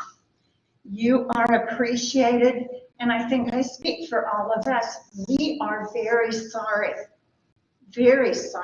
about that. The teachers, let's look at them. They're doing at least 5 times their normal workload. Some negative people, not too many, but some should be ashamed for suggesting that they're being paid excessively. They never have been. And for not appreciating their talents, expertise, training, and the compassion that they lavishly extend to our students and the communities. Most teachers will admit that they've never worked longer hours, have never experienced more obstacles and challenges, and not from the students, but from what we are facing. It takes incredible and dedicated people to do what they're doing, handle what they're handling, and manage what they're managing, period. I don't really know why they would do this job unless they love and care about someone else's children so much that they're willing to sacrifice their health, their well-being, their sleep, and their sanity. As a teacher, I know that we agree that even in this difficult situation that we find ourselves in, it is an honor and a privilege to be an educator. Teachers who are also parents, oh my, it goes much deeper. We have a lot of people to take care of. I want to remind the community, we got a lot of emails last time when we made a similar decision. Don't give us too much credit. The board has no input in these decisions. When you hire a superintendent, they're allowed to do some things all by themselves. Very strongly, I think that all of us are hoping that this period goes extremely well for our community. If you have things to say to us, please email or call. Basically, the email should go to Dr. Kozad, but I think it's great when you copy us on them so we know what's going on. And if you want a phone call back, make sure to include your phone number. Thank you so much for helping. My other worry is how we're gonna go back to school. So if we're set to come back right after Christmas, we're worried about Thanksgiving numbers, which Christmas and New Year is gonna look like. So that'll put us into January, end of January, February. I mean, this really could be till the end of the school year. Yes. And that's devastating. I can't say it enough. I agree with what both of you are saying. I agree. I 100% agree. These are not easy decisions. It's extremely complex issues and concerns. And all of what both of you have said has gone through my head, has gone through administrators' heads as we try to make these tough decisions. And I guess probably the easiest way to say it is we are trying to get ahead of the wave here. We are trying to be proactive, and we are trying to, the quarantine numbers are just skyrocketing. And when a kid is quarantined, they're just not quarantined from school, they're quarantined from life. They're quarantined from life. And so when you have Thanksgiving coming up, Christmas coming up, other holidays coming up, kids just not quarantined from school, they're gonna be quarantined. They're truly doing what they're supposed to be doing. They're gonna be in their room the whole time when Thanksgiving's going on and Christmas is going on. And can we prevent 100% of those? No, we can't. I mean, we can't guarantee any of that. We can definitely mitigate the quarantining going on here.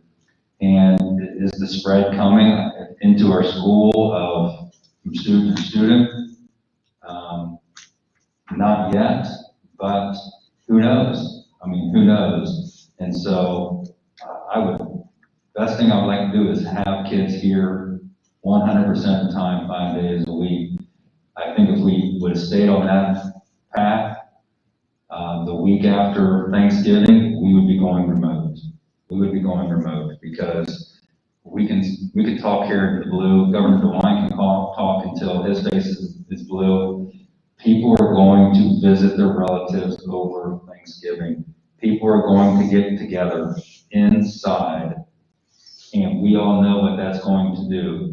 This spread after Thanksgiving is going to be huge. And if it is, we can limit the number of kids that are quarantined to maybe 0 or maybe 1 or 2 rather than 30. And so if you have 5, 10 kids and they're quarantining 25 to 30 kids each, that is a huge amount. Whereas if they're on quarantine 1 or 2, I mean, it's only going to be a handful of students. So these are not easy decisions, and the staffing is the other piece. As I was just sitting here, I accidentally looked at my watch, and we have another staff member that's positive. So, I mean, it's just harder and harder to fill those spots. And people, Virginia, I would agree that people are working 5 times as much as they normally are working. And, people in other sectors are doing that too. So let's just not say it's just teachers. However, healthcare workers, other people, essential workers, they're putting in a ton of hours also. But I guess we're just hedging our bets and trying to be a leader out there also. I would agree also, Virginia, trying to be a leader out there, a model that we see it coming. We need to get ahead of it before we are reactive, being proactive rather than reactive. And we're hedging our bets on that because we see the 5,800 cases that were a couple of days ago, the 6,000 cases the other day, 7,000 today. And our indicator, every county in Ohio has high incidence. And we're just trying to be proactive. We're just trying to be proactive. And I would say what would allow us to come back is if we are seeing lower spread in our lower number of kids coming into our school that are positive. Because if there's still a high number of kids coming in positive, we go back to 100%, we're going to be quarantining a bunch of kids again. So the numbers in the community have to get down. And so that's why I try to do it nicely in my emails. If you noticed in the past week, if you see my emails, trying to do stern warnings to people. Here it comes. Here it comes. You guys need to get it together. You need to take this seriously. And it's really challenging. Keep up COVID fatigue. I have COVID fatigue. It's really a pain. It's old. However, you got to keep on doing what you got to do. And like I said, my Thanksgiving plans are very different than what they normally would be. We normally host Thanksgiving. We have probably 40 people over my house. We are not hosting Thanksgiving. We're just not doing it. Again, my mother-in-law's not coming over. We're not doing it. Is that devastating to me? Yes, that is hugely devastating. But at the end of the day, I'm not going to spread that to her or potentially. Again, that's everybody's decision. I'm not trying to guilt people and doing what they're doing. However, that's what's going to happen though. So, again, I agree with what you're saying. It's extremely hard decision. If there's comments or thoughts, I'd be more than happy to talk with people. They want to email me, they want to call, I'd be more than happy to talk with them because if there's a solution out there, I would love to hear it. And so it's just an extremely complex issue and there's no good answer. There's only a lot of okay answers. So that's kind of where I'm at. And for clarifications too on the decision-making process, and the superintendent does have that authority, but I know that you've made it in collaboration with a lot of the administrators. You did reach out to get opinions from us, and certainly you got a split opinion, but I appreciate that being included in the discussion, even though the board is relatively split on that. All right. Any other comments about the COVID-19 update? All right. November levy results. We were not successful. I think that's no surprise. In the levy, I participated in the OSBA, or High School Board Association Capital Conference, on Monday and Tuesday. One of the sessions that I participated in was about school levies and the summary associated with that. And some interesting statistics associated with it. In 2020, 38% of levies for new money in Ohio school districts, 38% were successful and 62% failed. overall. And in November, looking at just that group, only 25% of new money levies were successful and 75% were failed. So we were with the majority on both of our levies this year as far as other school districts in Ohio. It also had some information about some levies, some history associated with levies over the last few years. Levies are asked for fewer times than they were in the early 2000s, and since they're farther between, the amounts have been higher, which seems to be an issue with passing them as well. So there were only 55 new operating levies on the ballot in 2020, and the average from 1984 through 2013, we got 55 this year. The average during those years was 165 with lower amounts. So districts were going to the ballot box more frequently for levies, but for smaller amounts. Interesting perspective. In discussion with a number of folks over the last week or so, I think that there's a perception that we certainly need to go back on the ballot in May. We would need to make a decision about whether to go back on the ballot, and if so, how to go back on the ballot. Whether we would go for a continuing or a temporary, an emergency, property, an income tax, so forth. I've collected some information about emergencies and income tax, which I can share with board members as well. But if anybody else has any thoughts or perspectives that people have shared with them and want to pass along now, I don't know if Mrs. Slothman or Mrs. Long or Mr. Price, if you have any initial thoughts on that topic to share. David, back in earlier in the year, when the levy failed in May, we had discussions, about whether to put another levy on and what type. And at the time, you all will recall, I was of a very strong opinion it should have been an emergency levy, and that was for two reasons. One, our school is faced with an emergency, and by having an emergency on the ballot, that inherently would convey the seriousness of the situation. And then two, it was also going to be a temporary levy. By definition, emergency levies are limited duration. And so that's why I was of the opinion that's what we should have done. We already tried the same thing twice without success. Now we've tried it 3 times without success. Would the emergency levy pass? I don't know. But I think it had a lot higher probability because of the fact that, again, it conveys the essence of what it is, emergency. Because we're locked in with really serious impacts. As we've been telling the community for some time, as I summarized that briefly before, no busing inside of 2 miles, no high school busing, loss of 85 supplemental positions, no STEM, K through 5, no art, K through 6, if I have that off the top of my head correctly. There are days when we don't have librarians in our schools. The impacts are emergency level in my mind.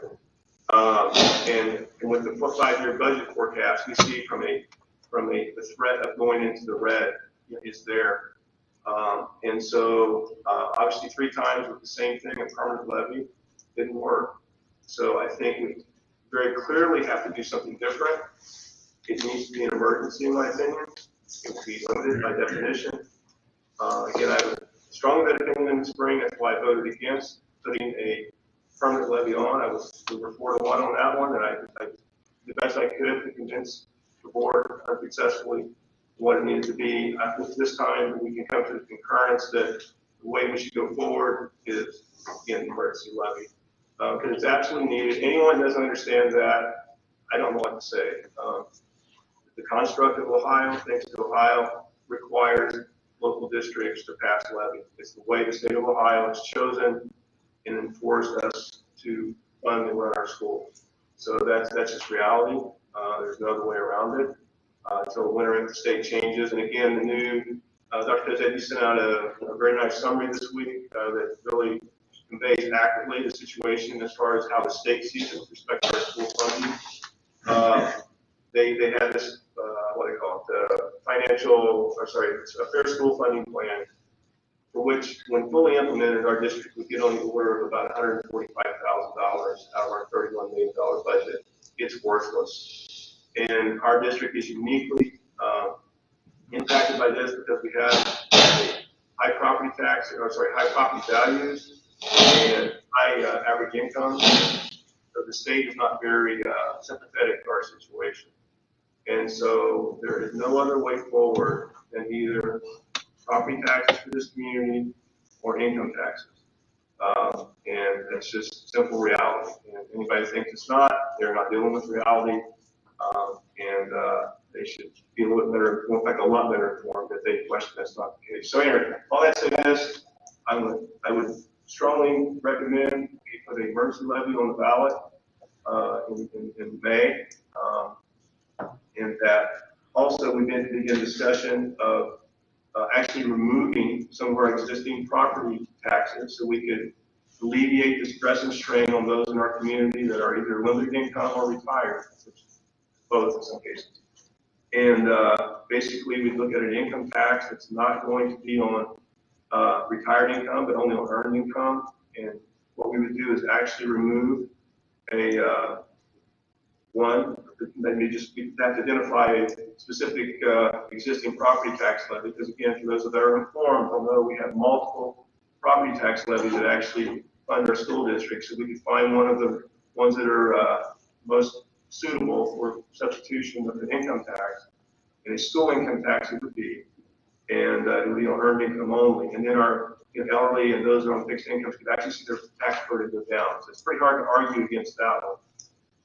But anyway, those are my thoughts. I'm sure I'll be on talk now, but those are my thoughts on both the emergency levy in the spring and also potentially an income tax.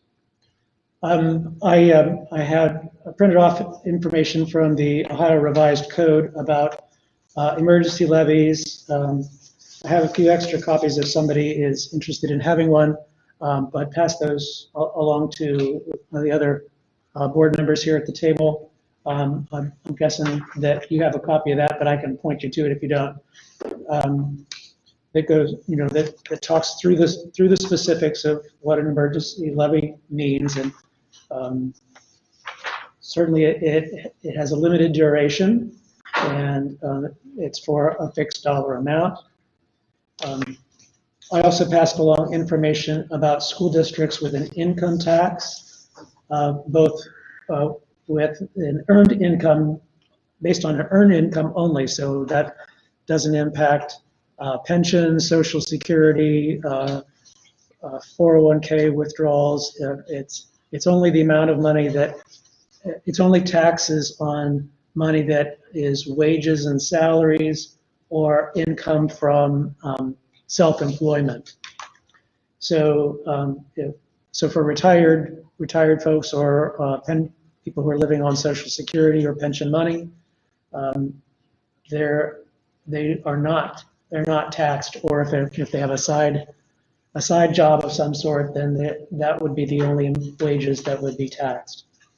The typical range in Ohio for districts that have an earned income only tax is from 0.25% low to the highest one I see is 2%.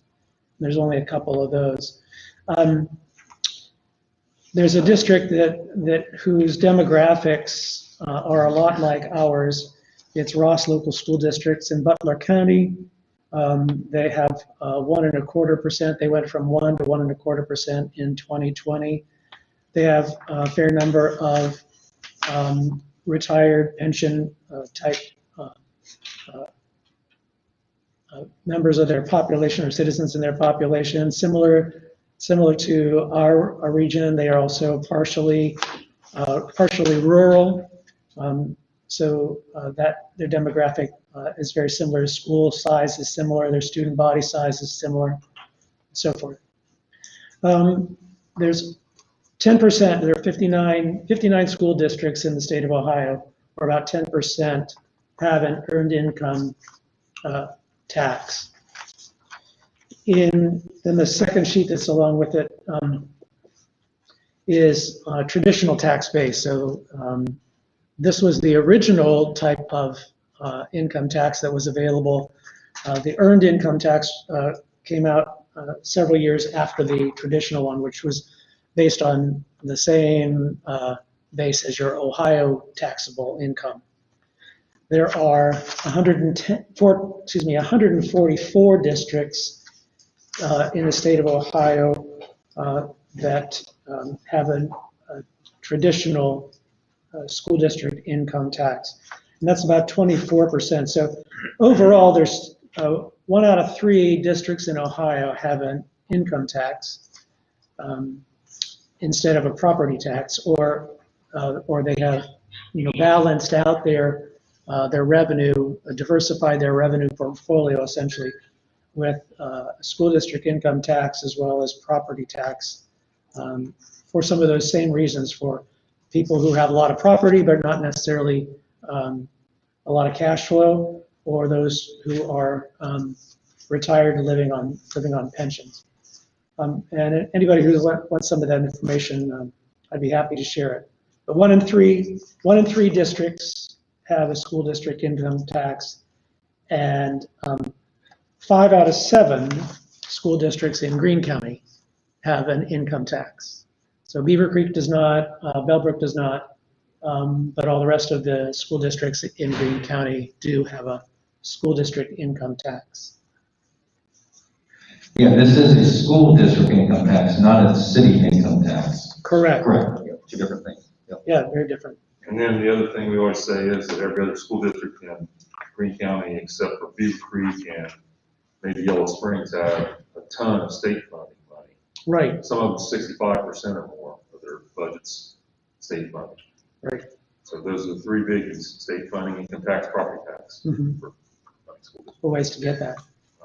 So I'm certainly in agreement with Mr. Price that we need to explore what our best options are. We need to kind of communicate longer term. I think for the short term that and this is just an initial opinion, but I certainly would want us to give this more thought and discussion. We would need to make a decision by January in order to get it on the ballot for May. February 4th, I think, is the due date. We have to have 2 resolutions filed, and then I file it by the due date. So Right. if we were going to start with the first resolution in January, we'd have to have another special meeting, giving you enough time then to get an attorney to do both resolutions and a bonding attorney, and then file it with the. So I mean, we could do it in January, but we have to have 2 meetings, and the second one couldn't be right at the end of January. I need a week at least, probably. Sure. So we'll have to not let any grass grow under our feet on this one, so to speak. Yeah.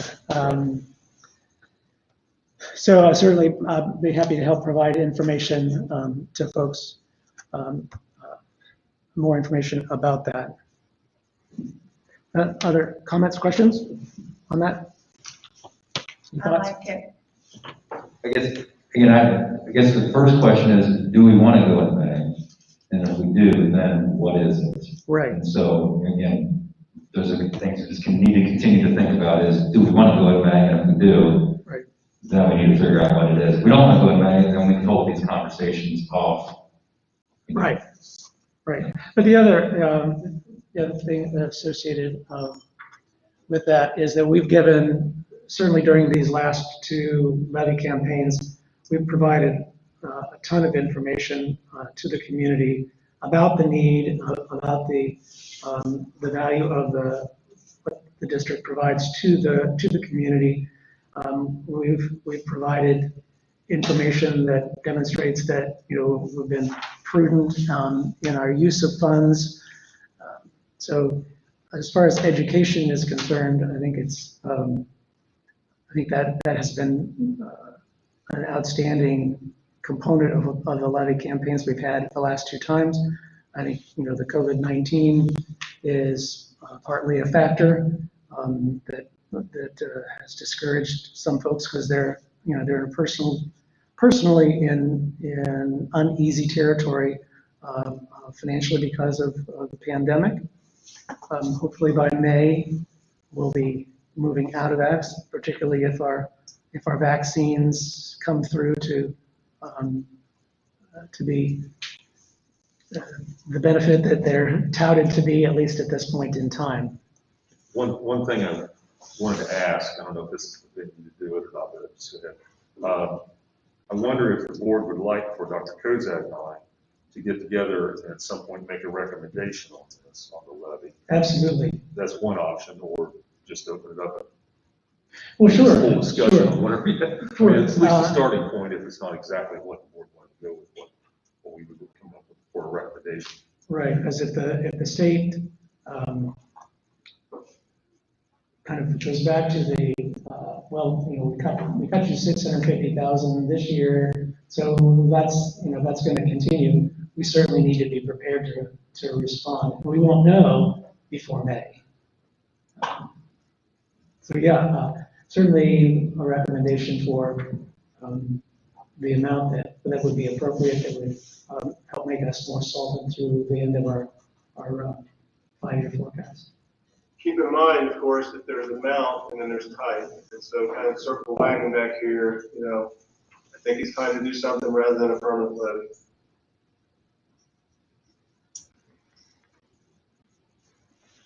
By going with a limited period levy, again, emergency word conveys the emergency that it is, and two, it'll be limited. By being limited, we're telling the community, we hear you, we are going to do our best to find an alternative funding. We'll explore the income tax methodology.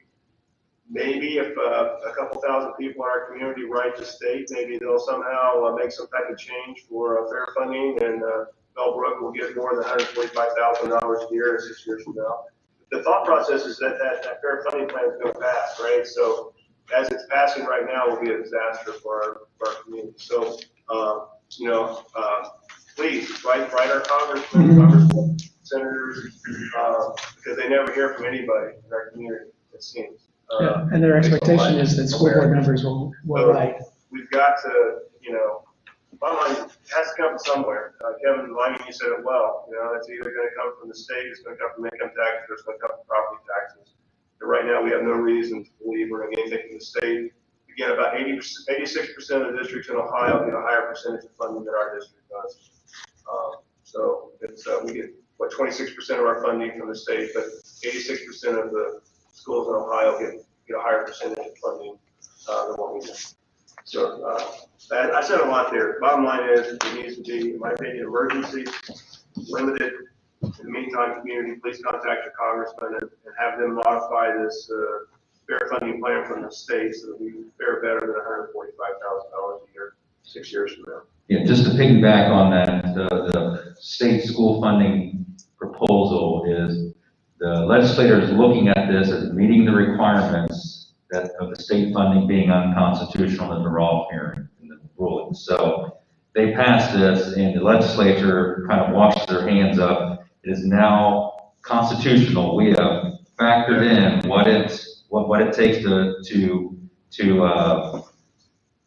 educate a child. However, what they've done secondly then is that, okay, the wealthy communities that have high property wealth, and then high income, you have to pay more, but we're going to give you less than these other school districts. So that's the concerning part of the whole thing. And from our perspective, as we look at for our interest in Bellbrook-Sugarcreek, it doesn't help us out. It doesn't help us out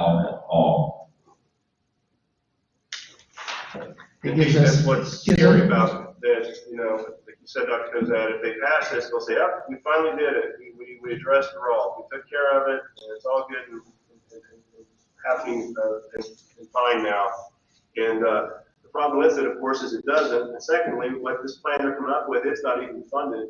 Yeah, they don't have adequate funding for it, so they'll scramble for money over the next, month or year or two or whatever, only to fund a plan that doesn't work, while they think they've addressed, the draw issue.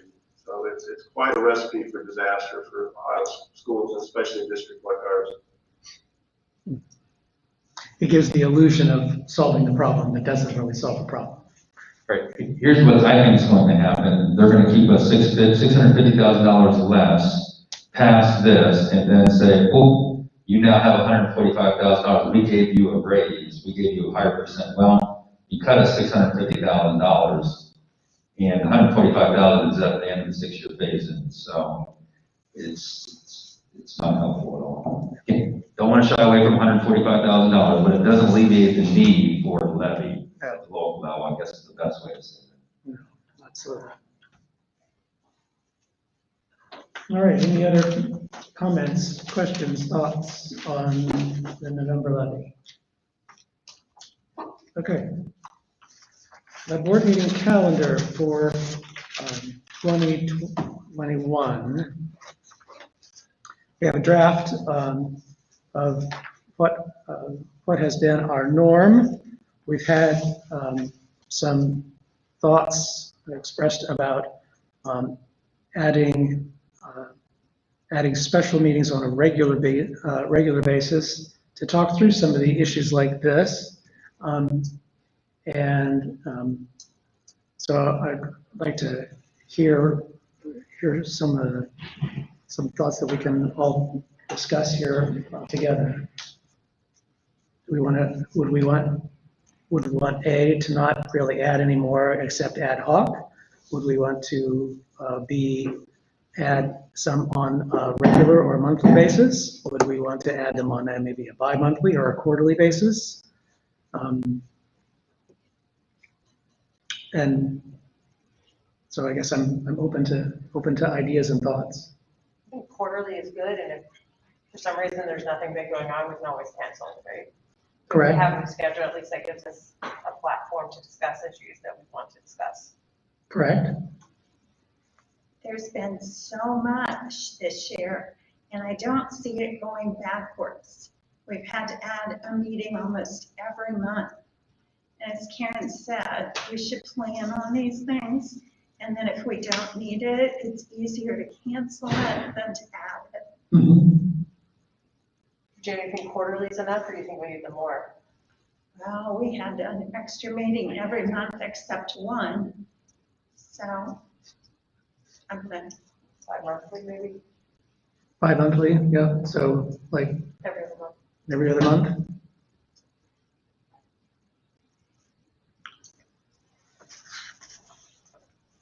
All right, well, we typically approve the calendar in December. In December, but we would, at the very least, have to approve the January 14th meeting. January 14th meeting, if I'm correct with that, Kevin Lyman, it'll be active. We have to at least approve the January 14th meeting, which is the organizational meeting in December. We would necessarily have to approve the whole calendar until January. Right. Okay. So we do have a little time, however, but I do have some dates here that we're going to do every other month. Is the fourth Thursday of the month.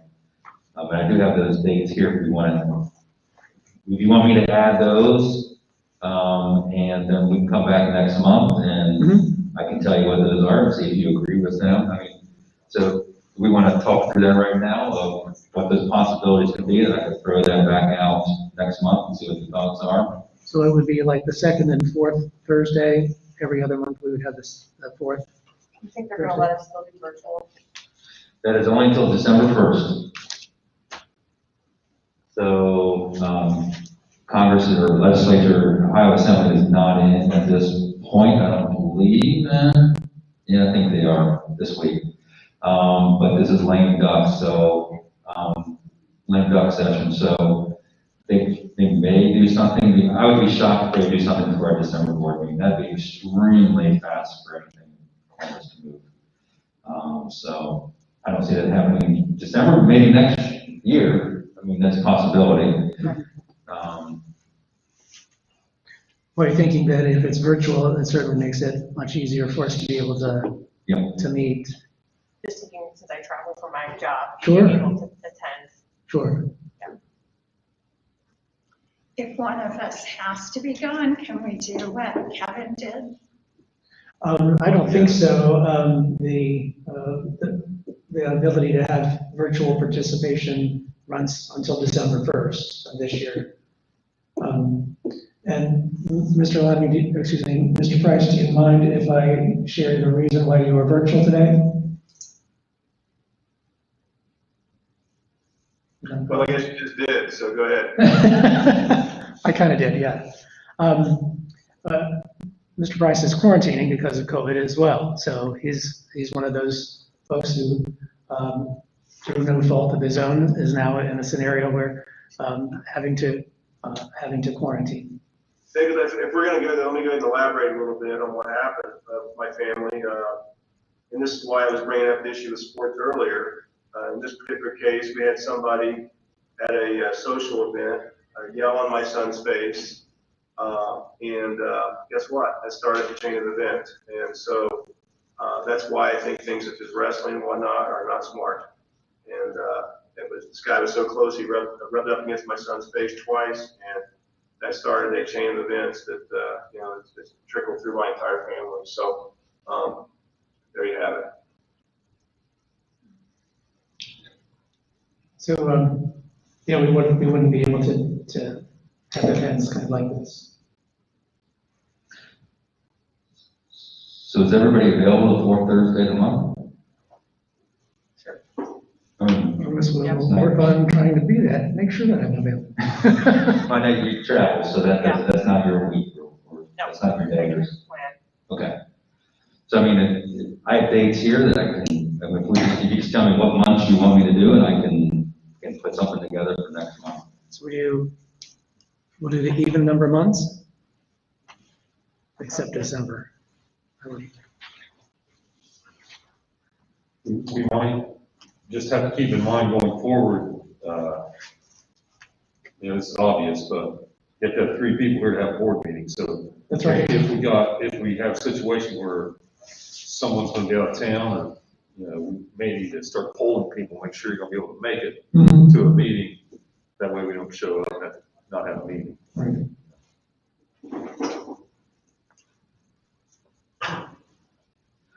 So if I'm even number months, February, April, June, we already have a second meeting, and we have June 30th, the Right. special meeting, so that's so we could add other stuff to that agenda because it would be already on the calendar. So that would be an additional meeting, August and October. I probably would suggest not December, but. Yeah, that would be. So if you do that, then that's adding 4 extra meetings throughout the year, so that's not bad. Yeah, that would work. Can you put that, Mrs. Woody, put that together and bring that back in December and see what thoughts are. So it'd be February 25th, April 22nd, August 26th, and October 28th. 28th, October 28th. February 25th, April 22nd, August 26th, October 28th. That way, if they're on the calendar, then the agenda can be what it is. And so I guess the next question then is, are these the meetings that we would have special presentations, or do we need to further talk about that and think about that? Or is it just whatever's on the agenda that month, or we add special presentations and so forth to that meeting? Is that what we're thinking our purpose is of adding more, maybe PBL kind of presentation or other things like that to give you more information about what's going on in schools, or is there a different thought process of what those meetings are? Certainly those things, but go ahead. I was thinking more brainstorming ideas, clarification. Okay. Any other Whatever comes up is what we should do. thoughts? Certainly with the pandemic, we have had a variety of things come up that we would have never guessed at a year ago at this time. All right. And that's something we were going to do Saturday. We canceled our Saturday Right. board meeting, which is something we were going to do, Mhm. brainstorming, thinking through things. OSBA was going to come in and do training with us, but that has been canceled. So We will reschedule. yeah, we'll Maybe it's- reschedule that. Maybe it's February. Okay. I don't know. Like the first, you were Or about the maybe- February meeting? well, we can think about that. Yeah. I mean, do you want me to explore a date with them for that? Do you want me to try to set up a date at some point in January, That's, yeah, I would- February for that? yeah, let's do that. Please do. Can we just reach out to each of you and say, do we want to say, I guess, what month do we want? Maybe pin it in that. Do we want January? Do we want December? It's always like on December. January? We can shoot for January. If we can't make it work, we can go to February. But I think that's a good time of year to be doing that. January? Yeah. I mean, we could change the things already. We could have the January 28th, see, but, well, no, they're not gonna want to come on Thursday night on this. Hmm. But getting a date in January, Let's do that. Saturday, same kind of thing? Yep. Okay.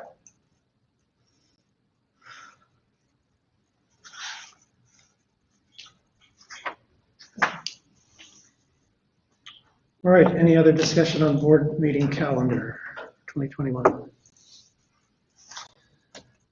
All right, do I have a motion to go into executive session for the purpose of considering employment or compensation of a licensed public employee for revised code 121.22, paragraph G1? So moved. Mrs. Long, Second. Mrs. Sloughman?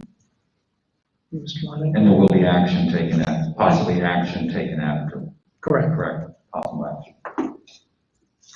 Mrs. Sloughman, Yes. Mr. Carpenter, Yes. Mrs. Long, Yes. Mr. Price. Yes. Motion passes. All right, we will be going into executive session.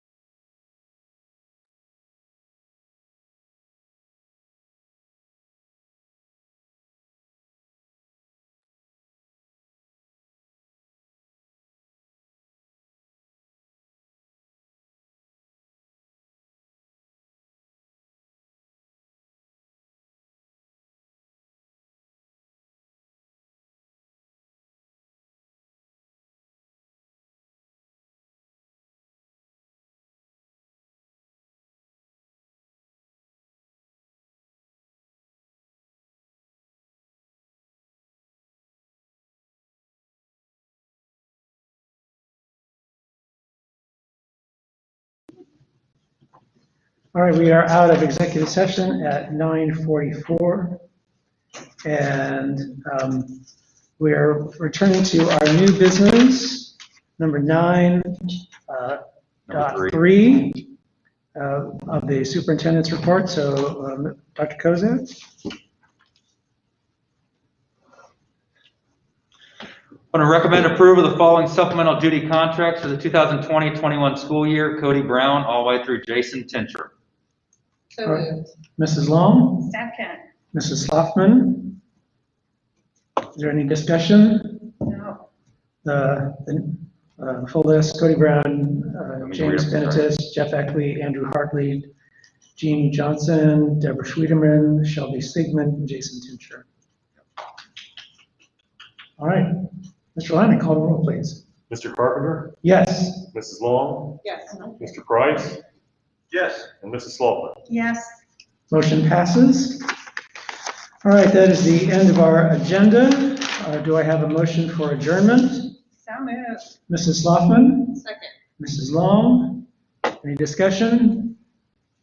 All right, Mr. Lyman, please call the roll. Mrs. Long, Yes. Mr. Price, Yes. Mrs. Sloughman, Yes. Mr. Carpenter. Yes, motion passes. We are adjourned. Thank you all for coming this evening.